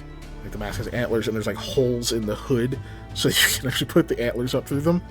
They're not big, they're very short, kind of like almost stubby little ones, but they do have like tiny little tines. You see that person is they kind of stand out from others, and they seem to be talking to 3 of these other clergy. Kasner will like kind of take you up to the grounds, and then he kind of hangs back. He says, I'll stay around this area, so whenever you're done with your business, you know where I am. There's like some benches and things nearby. Unless you insist that he comes with you, then he can, but otherwise he figures this is like your thing. Okay. That also means that we can give Lamia a way to actually know that you're here. Yeah, that's a good built-in Hey, they're over there, Valve. Mm-hmm. So, What? You don't want me to be Ryoga? I have directions, but I'm going the wrong way anyway. so you, Who? No. so I'm assuming From you Wanma go- 1.5. Yeah. Oh. I'm assuming. You Oh, go okay. approach Yeah. I'm assuming you go and approach the priestess, or the priest, Yes. the clergy. Sorry. Yeah, The so- person with the antlers. Yeah, Antler individual. Yeah. antler Yeah, person. didn't mean to interrupt you. I was agreeing. I was just waiting. I was like, I don't want to Yeah. jump my in bad. again. So you guys walk that direction, and you can hear bits of this conversation, and you can hear them say, well, Yelna's always like that. So I'm not worried about her temper. And then one of them says, well, you should be. He goes, why should I be? That you're continuing along. And I go, well, because your level of responsibility you don't want it to reflect poorly. And that person kind of stands back, like folds their arms. And you hear them just go, And what do you think she's going to do? Change my mask back? I've already been accepted into this position. That means she trusts my judgment, even if she doesn't appreciate my sass. And one of them's like, well, that's true. And two of the other ones go, that's pretty true. And then they go a bit quiet, and the one with the antlers kind of smiles, like waiting to see if they have a retort. And one says, so you're going to tell her that to her face? She goes, Gods, no! As you get close enough that they clearly see that you're walking in that direction, and some of them turn and kind of wave. And the antlered one will turn towards you. Shape, you can see that they're probably femme. And they do notice you. And kind of wave for a moment, and then realizing you're going directly towards them, they go, oh! And will hurry to like kind of meet with you and says, you must be... Oh, gods. Good bean? Yes, Oh, we no. are. Thank We're you. Aldwin's logistics and retrieval. Just making him sweat. When my boss is here, we're Aldwin logistics and retrieval. You're just making him sweat so unnecessarily. Yep. Give him that 2 seconds of pause. God, it's easy to do in these robes with this humidity. You can't tell, right? Everything's always wet. Everything. Yes. This A grimace. country. It is. I think I've gotten somewhat used to it. I think. Oh, you do. You learn to miss it if things are too dry, in fact. Uh-oh. Oh no. Oh no! Oh no. Oh no, oh no. Panda. What happened? Oh, Panda died. Yeah, He died. he's petripanded. Petra Panda, that's good. That's good. It's an unfortunate time to do that, Panda's power. You could have done Right. that while I was doing my silly roleplay. Of course not. Oh, yeah, he gone. Yeah, he gone. That's funny. Here he comes. There he Oh, yeah, there it is. is. Okay. Literally, Oh, I was hi. like, I'm just gonna keep talking, and I'm gonna start like, man, I have this coffee cup here. It's a coffee cup that I've had for a while. You definitely Oh, did that. God. Oh, hi, didn't see you there. Look up for like a second. Yeah. Oh, it's perfect. Luckily, I noticed you froze pretty quickly, so I didn't continue. Yeah. I don't know where I froze at because I was talking, and then I was like, da, da, da, da, da, and then the music stopped. I was like, uh-oh. You get used to it about being wet, and then she. Oh said- yeah, about being wet. It's like, being on a boat for a long time and finally getting off of it. Yeah. Right, that is similar. But look, I understand the assignment. You specifically were supposed to meet with Priestess Yelda. And the rest of you, I'm supposed to take care of. Not in like a deadly way. You're looking at me like that. You think if I was an assassin, I would just say that? We've had assassins say it like that. Yeah. Yeah. Sounds like they're probably pretty bad at their jobs, because Yeah. that's a stupid thing to say, and you're all still here. Well, Yep. here's to stupid assassins. Mhm. May all of the rest be just as dumb. So That is my priestly blessing to you. Oh, it's a One of good the other I ones is just like, suppose. can we do that? She doesn't answer them. And she says, I'm Ravinia. My rank is Fawn. Not that that's important, but if anyone asks, that's my rank. And I will take you to the priestess, and then the rest of you will come with me. Sound fun? Yeah. It will be, unless you hate trees. In which case, why are you here? Well, I don't hate Why is trees, anybody so yeah, it Um, sounds great. This way, then. do the antlers look like real antler? No, they look like wood. The whole mask Okay. is wood. Yeah. I was curious. Cool. So they be she. I'll just give you the pronouns. She begins to lead you into the over towards the giant ash trees. So for Sam, it's still a bit jarring looking at these. You saw them once. You walked through them for a while in the night, but in the daylight, it's even more impressive. But it's not as jarring for you as it is for Eli and Rahala. You can like monitor their faces as you're getting closer, and they're realizing, oh, we have to keep looking up. We're really far from these trees. They're just that fucking big.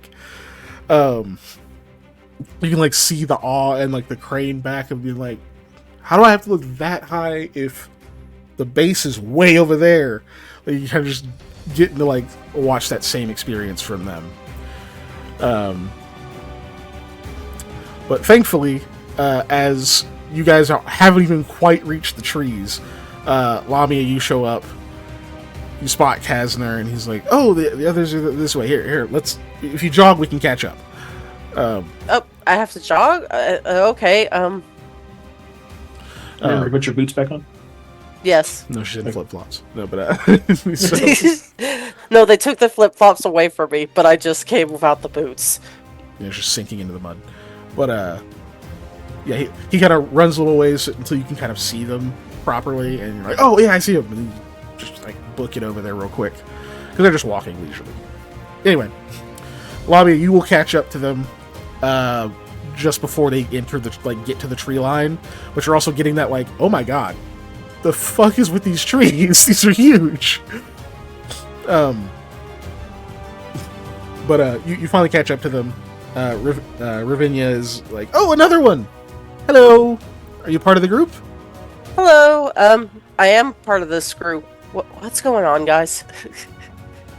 Another one. Now, like, what's going on? As in, like, you're actually asking, or is that like, hey guys? I mean, she was asking in that where are we going? Yeah, she's actually asking. What is? Yeah. Not like Okay, what's up, but like yeah. What's up? What up? Yeah. What doth I mean? No. Think some out of touch individual. Yeah, I'm gonna go talk to the head honcho apparently, and y'all are going with her somewhere else. She's gonna take care of you. Yeah, She's gonna take care of you. I'm an assassin. It's I'm very dumb. concerning, but yes. Yeah, no. Why are we being separated from you? I don't know. Oh, he's going into the restricted shrine because he has a connection. of I'm sorts. more important than y'all. I know. Okay. Because he's No. more important than you all. At least that's how he puts it. And there's a specific meeting he's having. The shrine's not off limits to you. It's just reserved a bit. So I'm going to make sure you're not bored and wondering where your friend is. I'm going to take you around these lovely woods, this grove, the Guardian Grove. I'll tell you a bit of history about it. You'll get to do a bit of foraging. Doesn't that sound fun? Wait, this is the one who hates trees, isn't it? She says. Hattie's with us, correct? Yeah. Yeah, okay, I was just making sure. Because, I mean, you said that I've seen it before, and that Rahala and Eli have not. Right. I didn't. I was just clarifying. She's also seen it before, but she's an NPC. Yeah. I don't have to. Yeah. Yeah. Because I know I've been here with her. No, I don't hate trees. Well, I was messing with you, but that's good. You'll get to forage, and I can tell you all sorts of little fun facts. It'll be like touring a museum, but taller. Oh, okay. Oh, and don't climb the trees. You're allowed to, but don't do it. If you fall, you'll die. I mean, that's reasonable. Gosh, lied. And lied today. Usually we don't go over this because most people don't die on these tours, but if you do die in the Guardian Grove, your body stays there. And you're not legally obligated to do anything for it. Well, we'll give you final rights and all of that stuff, but your body will stay there. I'll ask about that later. It's very infrequent that we have to observe this rule. That people don't die, or is it harder to die here? Honestly, a bit of both. But the last person who died did climb one of the trees, so... Okay, so feet on the ground. Got it. Correct. Or at the very least, know your limits. She's like still walking as she's talking. Yeah. Well, my limits are definitely climbing any farther than I can reach with my hands, which is safe to say I should keep my feet on the ground. Don't you have a spell for climbing? Yeah, and it's not the thing that, like, I don't want to... How do I want It's to like put this? Oily I'm or not something like staking that. my life on the amount of time this spell will last, because I am not a strong climber without it. So I'm not going to recreationally climb stuff. Squid raccoon? So she leads you through a little bit. The other three that were with her are like kind of trailing behind a bit. They occasionally chime in, but they're just like they're kind of flanking your group. They're not like in formation or anything. They're just kind of back there, kind of talking to each other. Occasionally one will wander off, come back. Just kind of walking with you.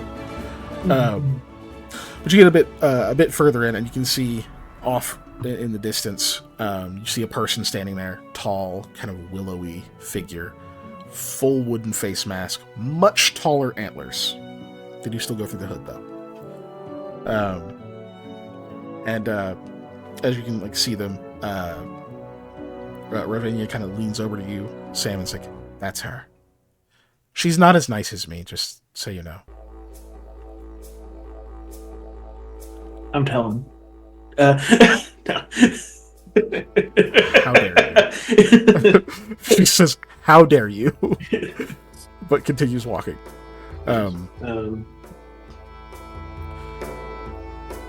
Hattie, are you good going with him?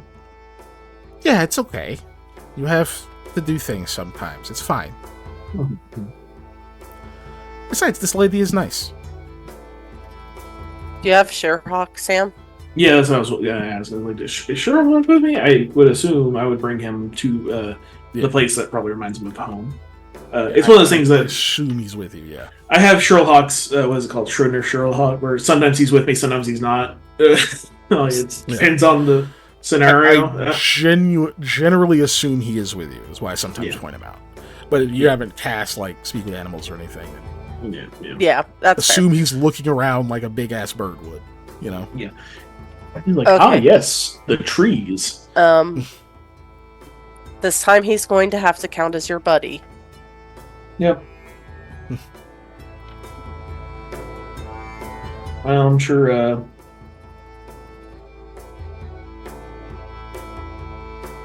mystery guy. Oh shit! I don't know whose side she's taking here. Whatever. I got other people on my back. On my back though. New moon. And Pull it down. Pull it down over there. Good boy.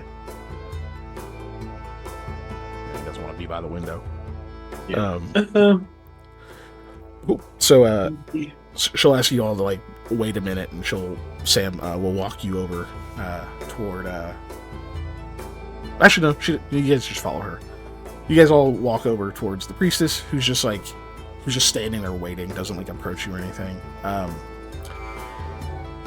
And when you finally get there, Ravinia kind of gives like a quick, like a very shallow bow and says, "I have brought the good bean." Sam's fine. The priestess watches you for a minute, but with the mask, you can't actually see her eyes. Any of their eyes. There's just like dark space there. Like there might be some kind of veil or something beneath it that keeps you from seeing all the way through. You don't know. But you don't see the eyes, you just see the eye holes like turn towards you a bit. And it does give this like somewhat alien feeling. Like you're just being watched, but you can't see like the movement of the eyes. Her face doesn't shift because her mask covers her whole face. There's like a scarf. You don't see any skin. The only thing that tells you that this is like a person behind all this is that you can see some slightly grayed, like long black hair that like comes down out of like the sides of the hood and like down the front of her clothes. She watches you for a moment and says, "Indeed it is. Samuel, this way. We have much to discuss." It just seems to like float, like because of the way that the robes drop down, you can't like see the movement of feet, so it almost looks like she just floats away like, and turns. And Ravinia's like, "I told you." Which the priestess stops when she says that. Ravinia. Yes, priestess? Mind your tongue. I'm minding it very well, priestess. It's doing fine. Perhaps I should assign another acolyte. Why? I'm worried these guests will get the wrong impression from you. What impression? What, that we speak freely, priestess? No. You know the impression. She's always like this when I have guests, especially handsome ones. Lamia steps behind Eli. This way. Continues to float away. I'll see y'all in a bit. She get a little bit further. She's like, "I only said that to ruffle her feathers." Eli, you see that she does like watch you for a moment. Mm-hmm. Not bad. Nope. You know what? Actually, you're quite charming.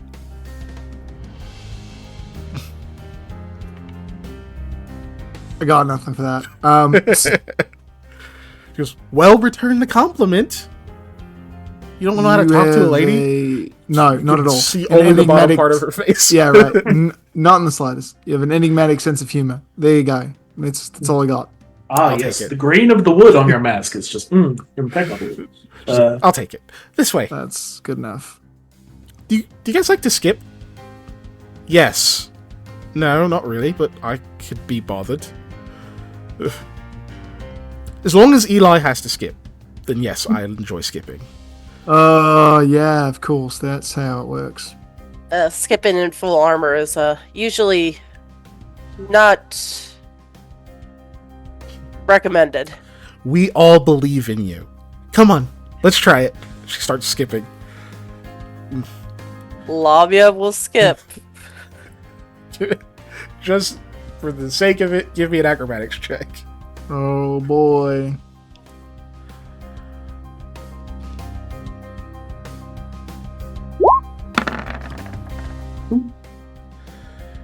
Hey, this Yeah. armor is so much lighter Yeah. than it seems like it is. Like, you've obviously experienced the fact that it's super well made, it's very mobile, it's very light. You've obviously experienced that just by fighting in it and traveling in it. Like, you got a feel for it. But this is the first time you've, like, done something in it that you really didn't think you could do in armor well at all. And, like, it's a bit noisy, but other than that, like, it's fine. You know, it barely, I mean, it hampers you still. Yeah. But it's not near as much as you would have thought it would because of its material. But, so yeah, you skip just fine. Eli, do you defy the orders of the clergy here and refuse to skip? No, I will skip to my loo, in fact. Yeah, because everybody else is doing it. Yep. So you guys will skip around for a bit, but we'll come back to you. Sam, you were led further down the same path that you were last time. And the priestess will speak and say, I lost it. Okay, cool. She will say, Samuel, your time here has been brief, but you can feel it, can't you?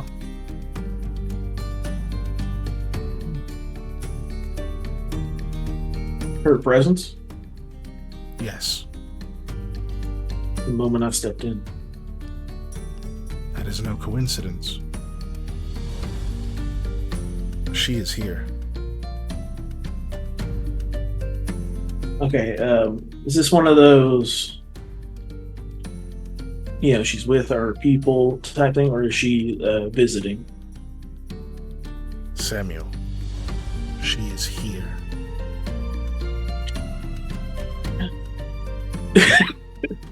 I know.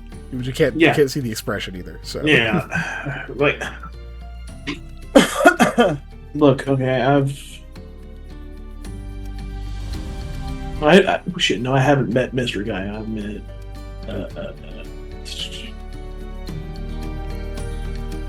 I'm gonna have to be a little bit more literal when I've been to moons that have been forgotten to speak with goddesses whose names are not known. yes, And conversed with them. So, you have treated with her sisters. Or at in least the one. literal sense, is she here? Yes, Samuel. Shit. Okay. Allay your fears. Uh, You will not be meeting her today. It is a longer journey than you have time for. But know that that is the presence you feel. That is why the connection is so strong.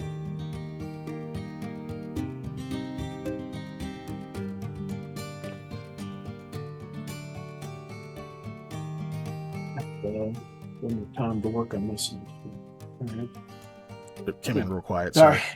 I thought I'd have more meant to time be- to work on myself. You do. You always will. At least as long as you're on this side of the cycle. No, I do not take you to... I do not take you to see her face. Not today. But you will be closer. I take you to enjoy a gift that she's left for you. She's not always in this place, physically, in the material. She's often in another, where the wilds go on as far as one can imagine. And from that place, she finds many things which she bestows upon her faithful. Whatever your deeds, whatever your oaths, she has seen fit to have you share in. To share in a piece of the bounty that is often only afforded us.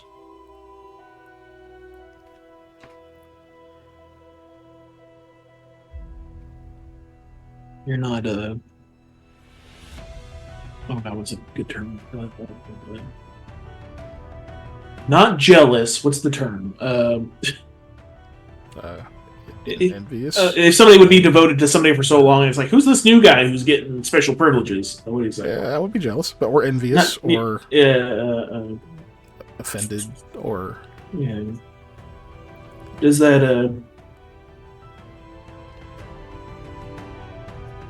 bother you that I'm getting such privilege? why would the decisions of our goddess bother me?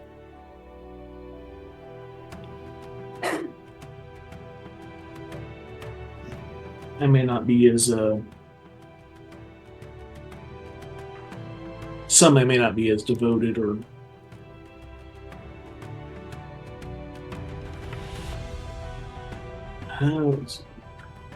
pious? Not pious. Yeah, equivalent word. I don't have a thesaurus. Yeah. Was also Sam. So. Yeah, as y'all here. We have our gifts. It is not befitting to be jealous of another for reaping this bounty. It is to be shared. It is to be shared freely and openly with those who do not despoil it. Before we reach the sanctum, I will ask, have you any regrets on your interactions with nature, with the warm soils, the summer winds, the children of the wilds? I would have you speak those regrets before we reach it. You will not be judged, but it is best not to harbor the secrets.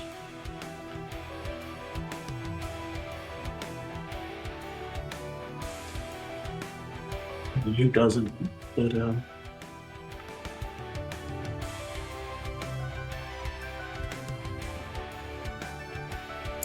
I've already stated my regrets of going too far and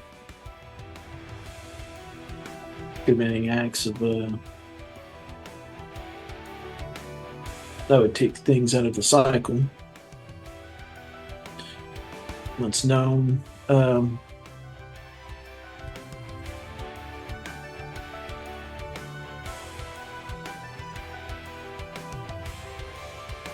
not being able to save some people.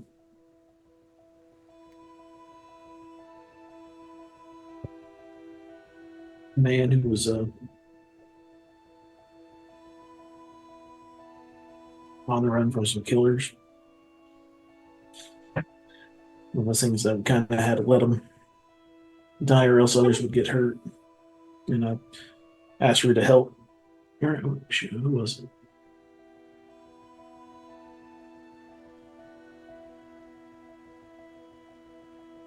I can't remember now. But I asked for her help that time as well, and she did help. But I wish there was more I could have done.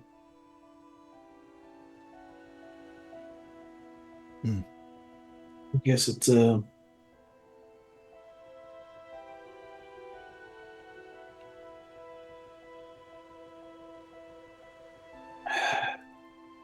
gotta be honest. Not hunting down that son of a bitch who hurt my friends and slaughtering him. Like the dog he is. Monster on this world who continues to kill people. And Sam's face is kind of twisted up in anger. Sorry. he's not happy with this feeling. But he has a deep hatred. He does not. Yeah. No regrets of how you've treated any of the furred, feathered? I glance at Sherlock. I'm like, Bird eye. Yeah.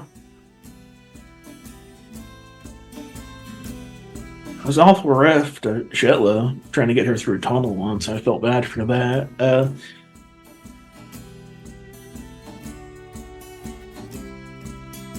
The chickens are fine. I do. The chickens at home are fine. Yeah. Yeah. Oh yeah. There is a.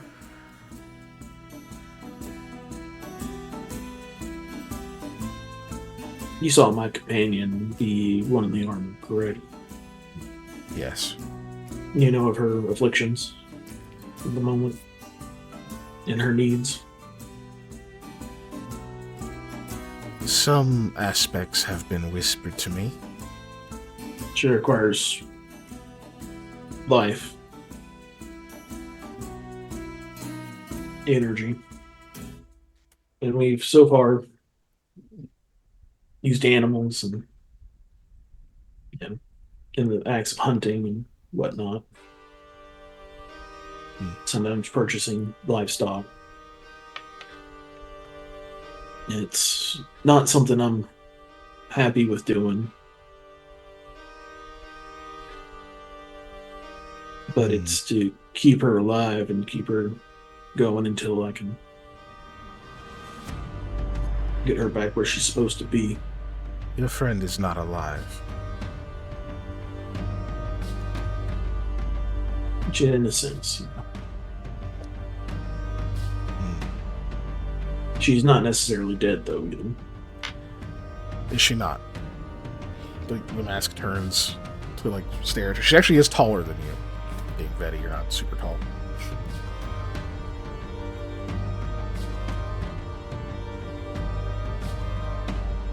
Death is not a matter of what we accept. It is a fact and a necessity.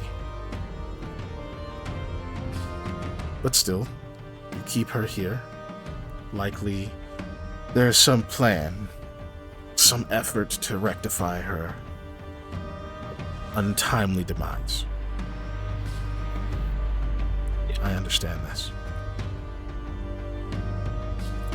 Do the less fortunate suffer for this? Do you prolong their suffering to maintain this? Yes. Is that not a wicked thing to you?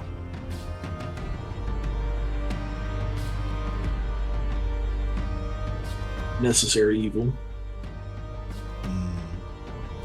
All evils feel necessary in the right circumstances, don't they? It's a good argument to make. As I said, you are not to be judged here. You can almost hear a bit of a smile in her voice. Hard to tell without being able to see the face if it's like a smug or if it's like a understandable. She can't see it. Mm-hmm. You can roll some motive if you want to try to get insight into it, but she continues. Why not? I haven't rolled a lot today. Yeah. And Wami did a couple sense motives, so I might as well throw some sense motives in. Oh, yeah, okay. Very good roll. Is she a magical beast? She says, then if this is not a thing you can go back on, then it is up to you to mitigate as much of this wickedness as you can. Avoid causing suffering, minimizing it. Maximize what respect you can give to these creatures' lives. Do not reduce them to merely means to an end. They are more than that. With your 21, you can definitely sense there was an air of kind of smugness to it, for sure. The she got you, and she could tell. But you're not getting a hostility or an aggression to it, just kind of okay, she obviously meant that to be a bit of a stinging argument and was glad it worked. Yeah. If I had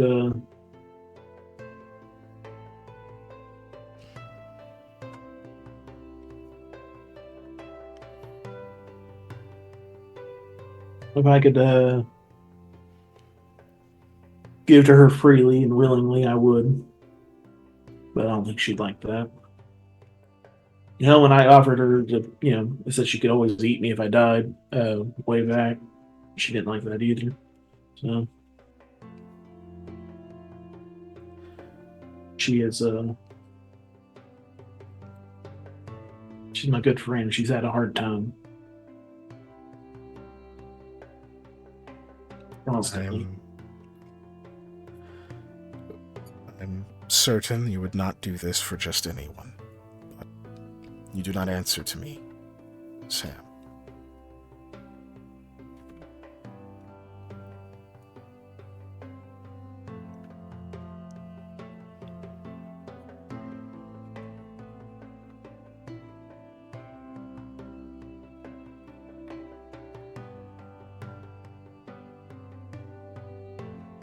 While you're kind of quiet. Oh, go ahead. Yeah, good. Yeah. Sorry, this was a question. Do you have a thing about in Rebirth, or is there such a thing as like the like Egyptian when they weigh your soul against a feather or whatever it's called? Is it hard? Yeah, you weigh your heart on a scale thing. Yeah. Do they have anything Did like you that guys for get Rebirth? Yeah. Did you guys get that piece of lore about? Yes, you did. You were told outright that souls have different weight. Yeah. Based on their experiences, what they've overcome, their temperament, all that kind of stuff. But there's no strict mythology that Sam would know that is that kind of thing. You know that there is some type of judgment when one passes on, right? Before you reincarnate, but you don't really have details on it. Temperance doesn't go into that too much. I know my soul is heavy with certain acts.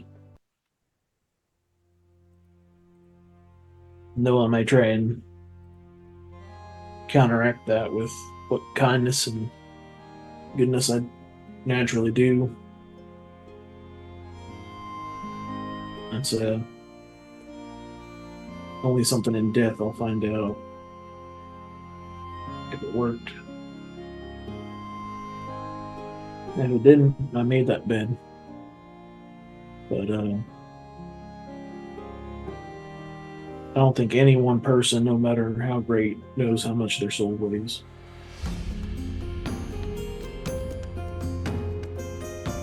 Well said. Even if committing evil acts weighs it down, committing non-action or inaction, I see as an issue as well.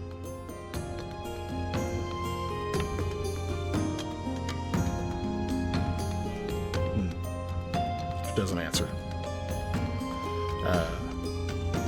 You do see a clearing, like a much larger clearing. I don't think you've been walking as long as you were last time. It just feels like maybe you traveled fast or something. I don't know. There's probably some significant magic about this place that you're not going to be able to unravel. But you do see it. And you can see at its center, they said that there was like a shrine or something like that, but there's not like a built-up stone structure or anything like that. You do see this large ring of stones, unworked. They all look to be natural, but the way that they're arranged in this circle has its own order, its own beauty to it. And at the center of, or the interior of that circle, you see several rings, effectively, of different flowers, shrubs, fruit-bearing plants, and the like, that all seem to like shift and move and sway in their own way. They almost react to your presence as you get closer. she's like a step ahead of you a little bit, and when she steps over one of the stones, it looks like she's gonna just step onto like flowers or something like that, and it actually seems to part. Like the plant life just shifts ever so slightly out of the way of the footsteps, and it looks very natural in the way that it happens. She doesn't even like look down, doesn't step particularly carefully, just walks into it. And they seem clear and move just out of the way. And she beckons you. More detail on the ring. All I'm seeing is Stonehenge because I can't get it out of my head. It's not Stonehenge. These are small okay. stones. Yeah, small stones, just like round. I'm assuming, or like just kind different, of not round, organic but shapes. Yeah. Yeah. Oh, okay, cool. Like Because I'm like, I can't get shapes. Stonehenge out of my head, so I need something else to fill it. Yeah. Thank you. Yep. Okay, I've replaced that image in my head now. I'm like, yep. Nope, that's not what it looks like. Yeah. Cut. Throw away. When you step over them, the same thing happens. So it's not like a thing she's doing; it's just an effect of the area. I am like watching my foot, like as it's going. I'm like, like just trying to be careful that first step to make sure it works right. Yeah. And then she walks you towards the center, where you can see at first there doesn't appear to be anything there, just grass. There's like a little circle, like a little tiny patch of grass there. But as you're getting closer and the way that the plants like move and shift kind of out of the way, different elements of them also travel. Like you don't catch it at first, but as you take like a few different steps and you're avoiding some flowers, you look up and look back down, you look up again and you realize that, okay, wait, the berries and such on that shrub, now, like, it seems like the whole thing has moved or shifted its contents onto some of the other bushes and things ahead of it. And you're watching it more carefully, and you watch as they move. Okay, whoa. These plants don't match. Now that you're, like, watching it, some of the flowers are growing on some of these bushes and things that should not be flowering. There are berries on, like... on plants they shouldn't be growing on, and like all sorts of stuff is just kind of out of place. Like it's just this whole area is alive and changing as you're moving through it. So when you finally get to the center, all of it seems to have converged, and at the center point there is a sapling has like sprouted up over the time it took you to get there, and at the end of one of its tiny little branches is what looks like a small piece of fruit. Not like an entire one, like it's been very carefully cut and sectioned off, just like sitting there. It's kind of got this golden, almost like mango-esque color, but like the way that it shimmers, there's almost little flecks of light that seem to come off of it. And there's like a droplet of juice kind of hangs at the end of it, all, like doesn't quite fall, so you can tell there's like a lot of sugar in it and whatnot. She leads you over to that and says, "That is for you. It is the fruit of the Gaukarana, a sacred and very rare bounty. The juice of this fruit is an antidote to death, not in the way that defiling oneself and becoming undead would make you." Sorry, Molly's eyes went. And I was like, what? Enough of it would allow one to live indefinitely, so long as their life is not snuffed out by some other means. This is not enough for that. And that is a gift that is very carefully reserved. But this amount within your system should stave off any kind of untimely demise you might experience. Take it. Once you ingest it, you You will still age, you will still sleep, you will still hunger. But at least once, you will not die.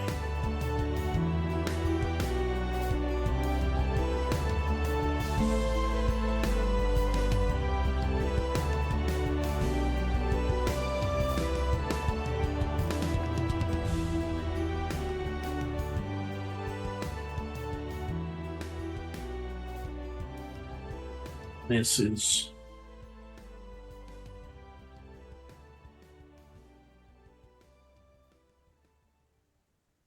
only a gift for me. Yes.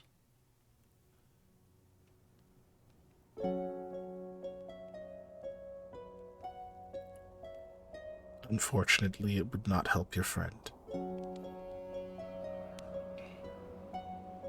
Or any of my friends, I guess. It would work for any living being, but our goddess has seen fit for it to go to you.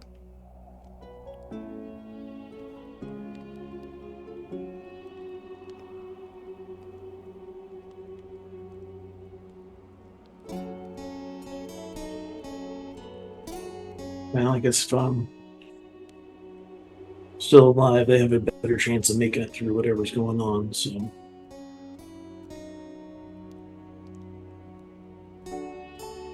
Do I just like bite it off of there, or do I like pick it? You may lift it from the branch. Okay. There's a bit of mirth in her voice.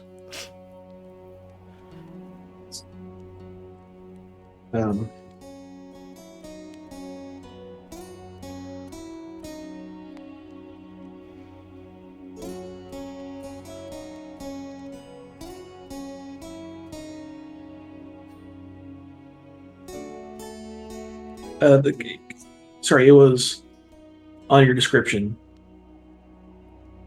Does it look like it is just naturally like it looks like it's cut down or whatever? Or does it look like somebody's harvested a certain way, so it's only so much left? The second. Okay.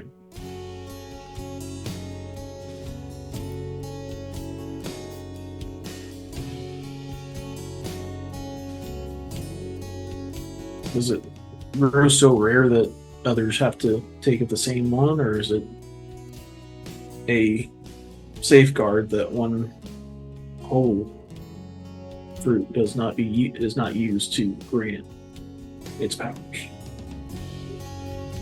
A bit of both. The whole thing was here, but its parts are sheltered, stowed away. Their locations are secret.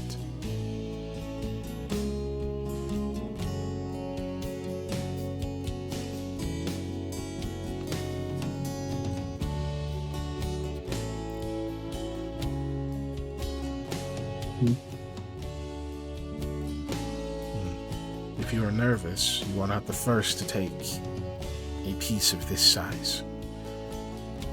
The wood shaman has also done so. Have you? No. Too bad.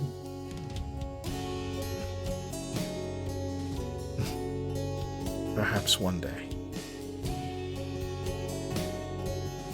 Maybe I simply haven't taken on a dangerous enough journey yet.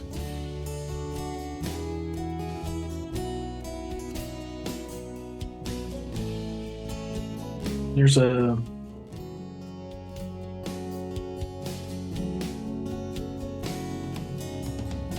lot of good to be done out there. I'm sure you're doing your best. Doing what I was meant to do. You struggling with worth. Is that it? You feel unworthy of this gift? I just feel like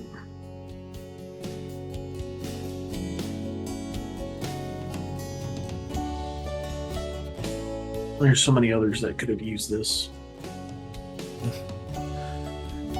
The beauty of faith. The decision was not yours. Trust in the judgment of your goddess. Worry not about your shortcomings. Trust only that they, as you have faith in them, have faith in you. She reaches out and puts her hand on your shoulder.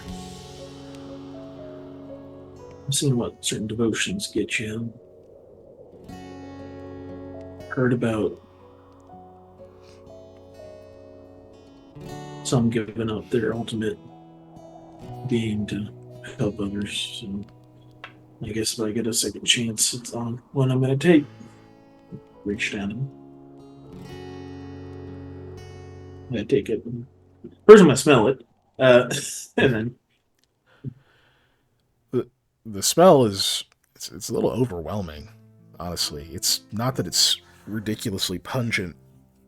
It's just that it's almost like your brain can't quite wrap around what it's a new experience. It's just it doesn't register as oh, it's like a pear or it's like a hibiscus. It doesn't have anything to attach it to. It's just constantly changing channels, which almost makes you a little bit worried at first. Oh shit, is this it's a thing that I can't believe in, or oh no, is it one of those? No, it's not quite that. You start to latch on to things, details about it. It is actually similar to it's similar to everything. Every fruit you've ever had. You can find an element in the scent that's this reminds me of a blackberry, or this reminds me of a gooseberry, or this reminds me of a peach. The blossom, the nectar, that part's hard to place, but it just calls to mind all of these different things, anything you can think of. As you're kind of smelling it, she says, it is said that the fruit in its full form contains the seeds of all the plants on Hayethe in variety. Must be quite a large fruit.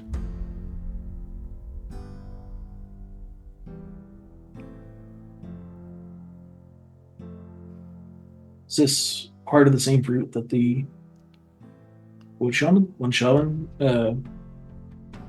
has consumed? Is the same? Yes. This is a very infrequent thing. I'm fortunate to see it in my lifetime. Twice now. You've seen two fruits or two people eat it? Two people eat it. Okay. I'm trying to get the connotation. So one won't be coming back anytime soon, as far as we know. Not for us to decide. That's true. Well, alright. I guess I'll pop it in my mouth. You eat it. And there's a moment where you chew it. You can feel the give. It's almost gel-like, the way that it kind of just goes away. And you suddenly have a mouthful of this sweet, very flavorful juice. You swallow it. And first, I know you don't, but if you have any diseases, they're cured. If you have any curses, they're cured. If you were poisoned, it is cured. If you have any ability damage, you recover 4 points of it. And you're treated as if you just had a full night's rest. Yeah. Yeah. Can we get this fruit in Sunday's game? I'm joking. But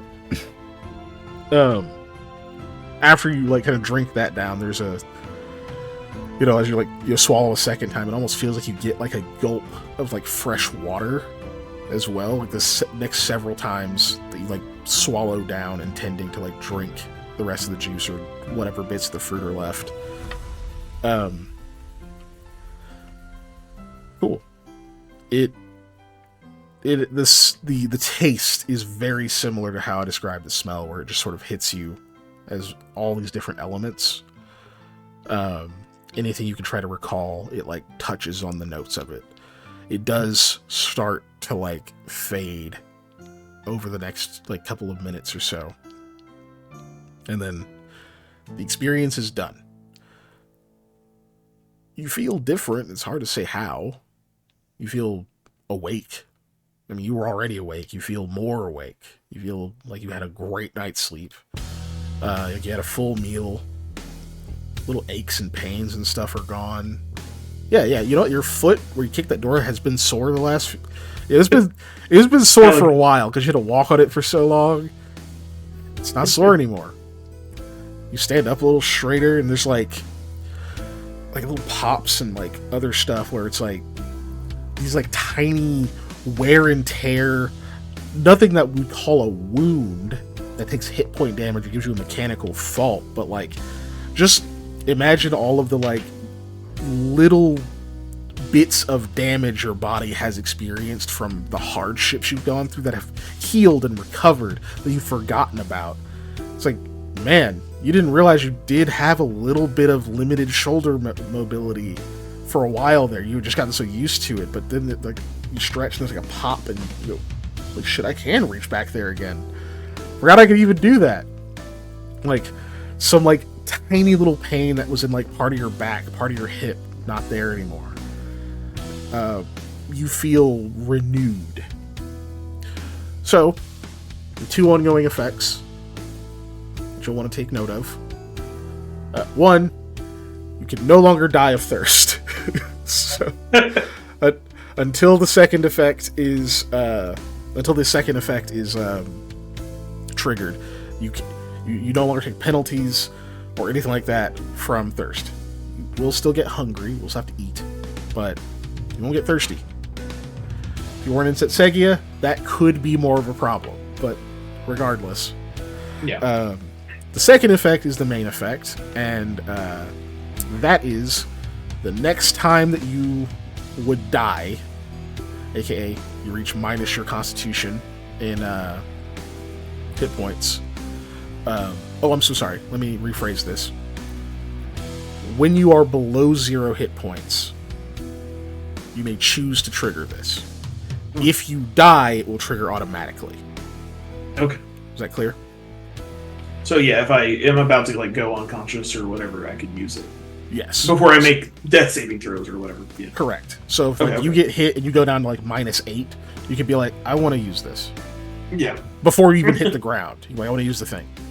Yeah. Or you get to like hit the ground and you're like not stabilizing and be like, shit. Okay, I want to use it now. I need to get up. Or you just like, you get killed. It'll just happen. Yeah. You will be affected as Breath of Life. With a caster level... I'm saying it slowly so you can write stuff down. I get Breath of Life, caster level of 20. Damn! Mm-hmm. That's a big number. It's almost more than anything I've seen. So you will recover 5d8 plus 20 hit points. 5d8 plus 20? Yeah, that's in the Breath of Life description, but yeah. Okay. I'm just typing on there. Quick notes. It's a lot. Yep. And you can say, thank you, JB, because he's the one who gave you the divine intervention for that. Oh! Big old smooch later. Digital Which smooch. means I can turn divine intervention back on now. Yeah. Remember when we were like, use your points to buy wishes? I forgot what divine intervention was for a hot second.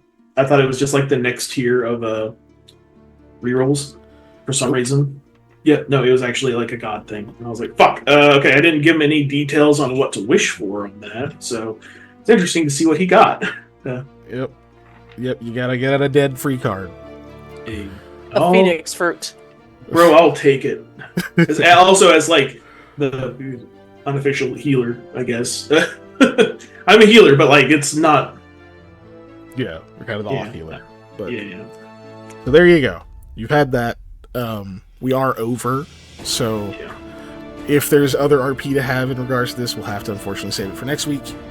But yeah, so we'll close for now. We're going to go to the exit screen. Exit screen? Right now. Exit screen. Right about now. Exit and yes, it is screen. fixed. It's good now. What? Are there names on there? There's names. The correct That's great names that this it's time. fixed, yeah. Speaking of Patreon, since that's on the thing, you should check out our Patreon. There's a ton of new content coming to that ASAP. It's patreon.com/unnatural_1s. Got the season 2 of Tabletop Tours. We're going to restart this now with video so that I can actually show what I'm talking about, which will hopefully help it make more sense. I do have to figure out how to make the video side work on Spotify still, but I'm getting there. And then I've also got the Competitor's Guide, which is going to be more like a vlog and a sit and talk kind of thing, where I just kind of go over playing competitive like tabletop games like Pokemon or VGC, which isn't tabletop, but like those things, and like what I've learned and things that can help you level up in competitive games or in, I don't know, approach to life. Because like not using results oriented thinking is something that is helpful in games and in real life. So like that's a big thing. I don't know. There's lots of stuff. But yeah, that's going to be cool. You should check it out for that. And then also, if you're on YouTube, interact with the YouTube stuff. And we stream live on Tuesdays. If you're on Twitch, we do have a YouTube where we post all the replays on Monday. There you go. Hell yeah. All right. Yes, thank you. And yep, tomorrow I will be over on Lost Initiative as a player, playing Mikhail. We're doing stuff. Scott will probably screw us over somehow, I'm sure. Just, it's what he does. But yeah, we'll be over there doing the thing, being a character, being a bard. Then after that, let's see. I think it is. So tomorrow I'll be a player. Next week I'll be running the second session of the 5-part miniseries, where Scott's dead. So, if you've ever wanted to get some D&D, aka Pathfinder, where you don't have to worry about Scott, but like I'm there and the other cool PCs and stuff are over there, next week it'll be your chance. Anyway, let's figure out who we're gonna raid. Yeah, raid. We can raid. You can raid if you want to. You can raid your other base. Let's see, what are they? Looking at tags. Tags? Yeah. Don't do graffiti. Boo. Graffiti. Orfel. It's Orfel. Oh, Odd Troop is there again. They were kind of cool. Omnidimensional Doodad. Yeah, we definitely raided them recently. You know what? We're going to raid them again. Amelia. We're going to raid them again, and their omnidimensional doodad. So yeah, I guess a was up to them. Give them a... I don't know what the raid message should be. Should we start doing raid messages? Should we be real streamers? Ew. The raid message this time... I don't know. The raid message this time will be... we can't sell those drugs, we're going to use them. So it's a pretty good raid message, I think. I don't know, that might be against TOS. It's a little long. Okay, fine. You can say drugs with a what's it called, a interrobang. That's an exclamation point and a question mark next to each other. So just that. Just drugs. Just that. Alright, that's the raid message guy. Alright, everybody. Goodbye.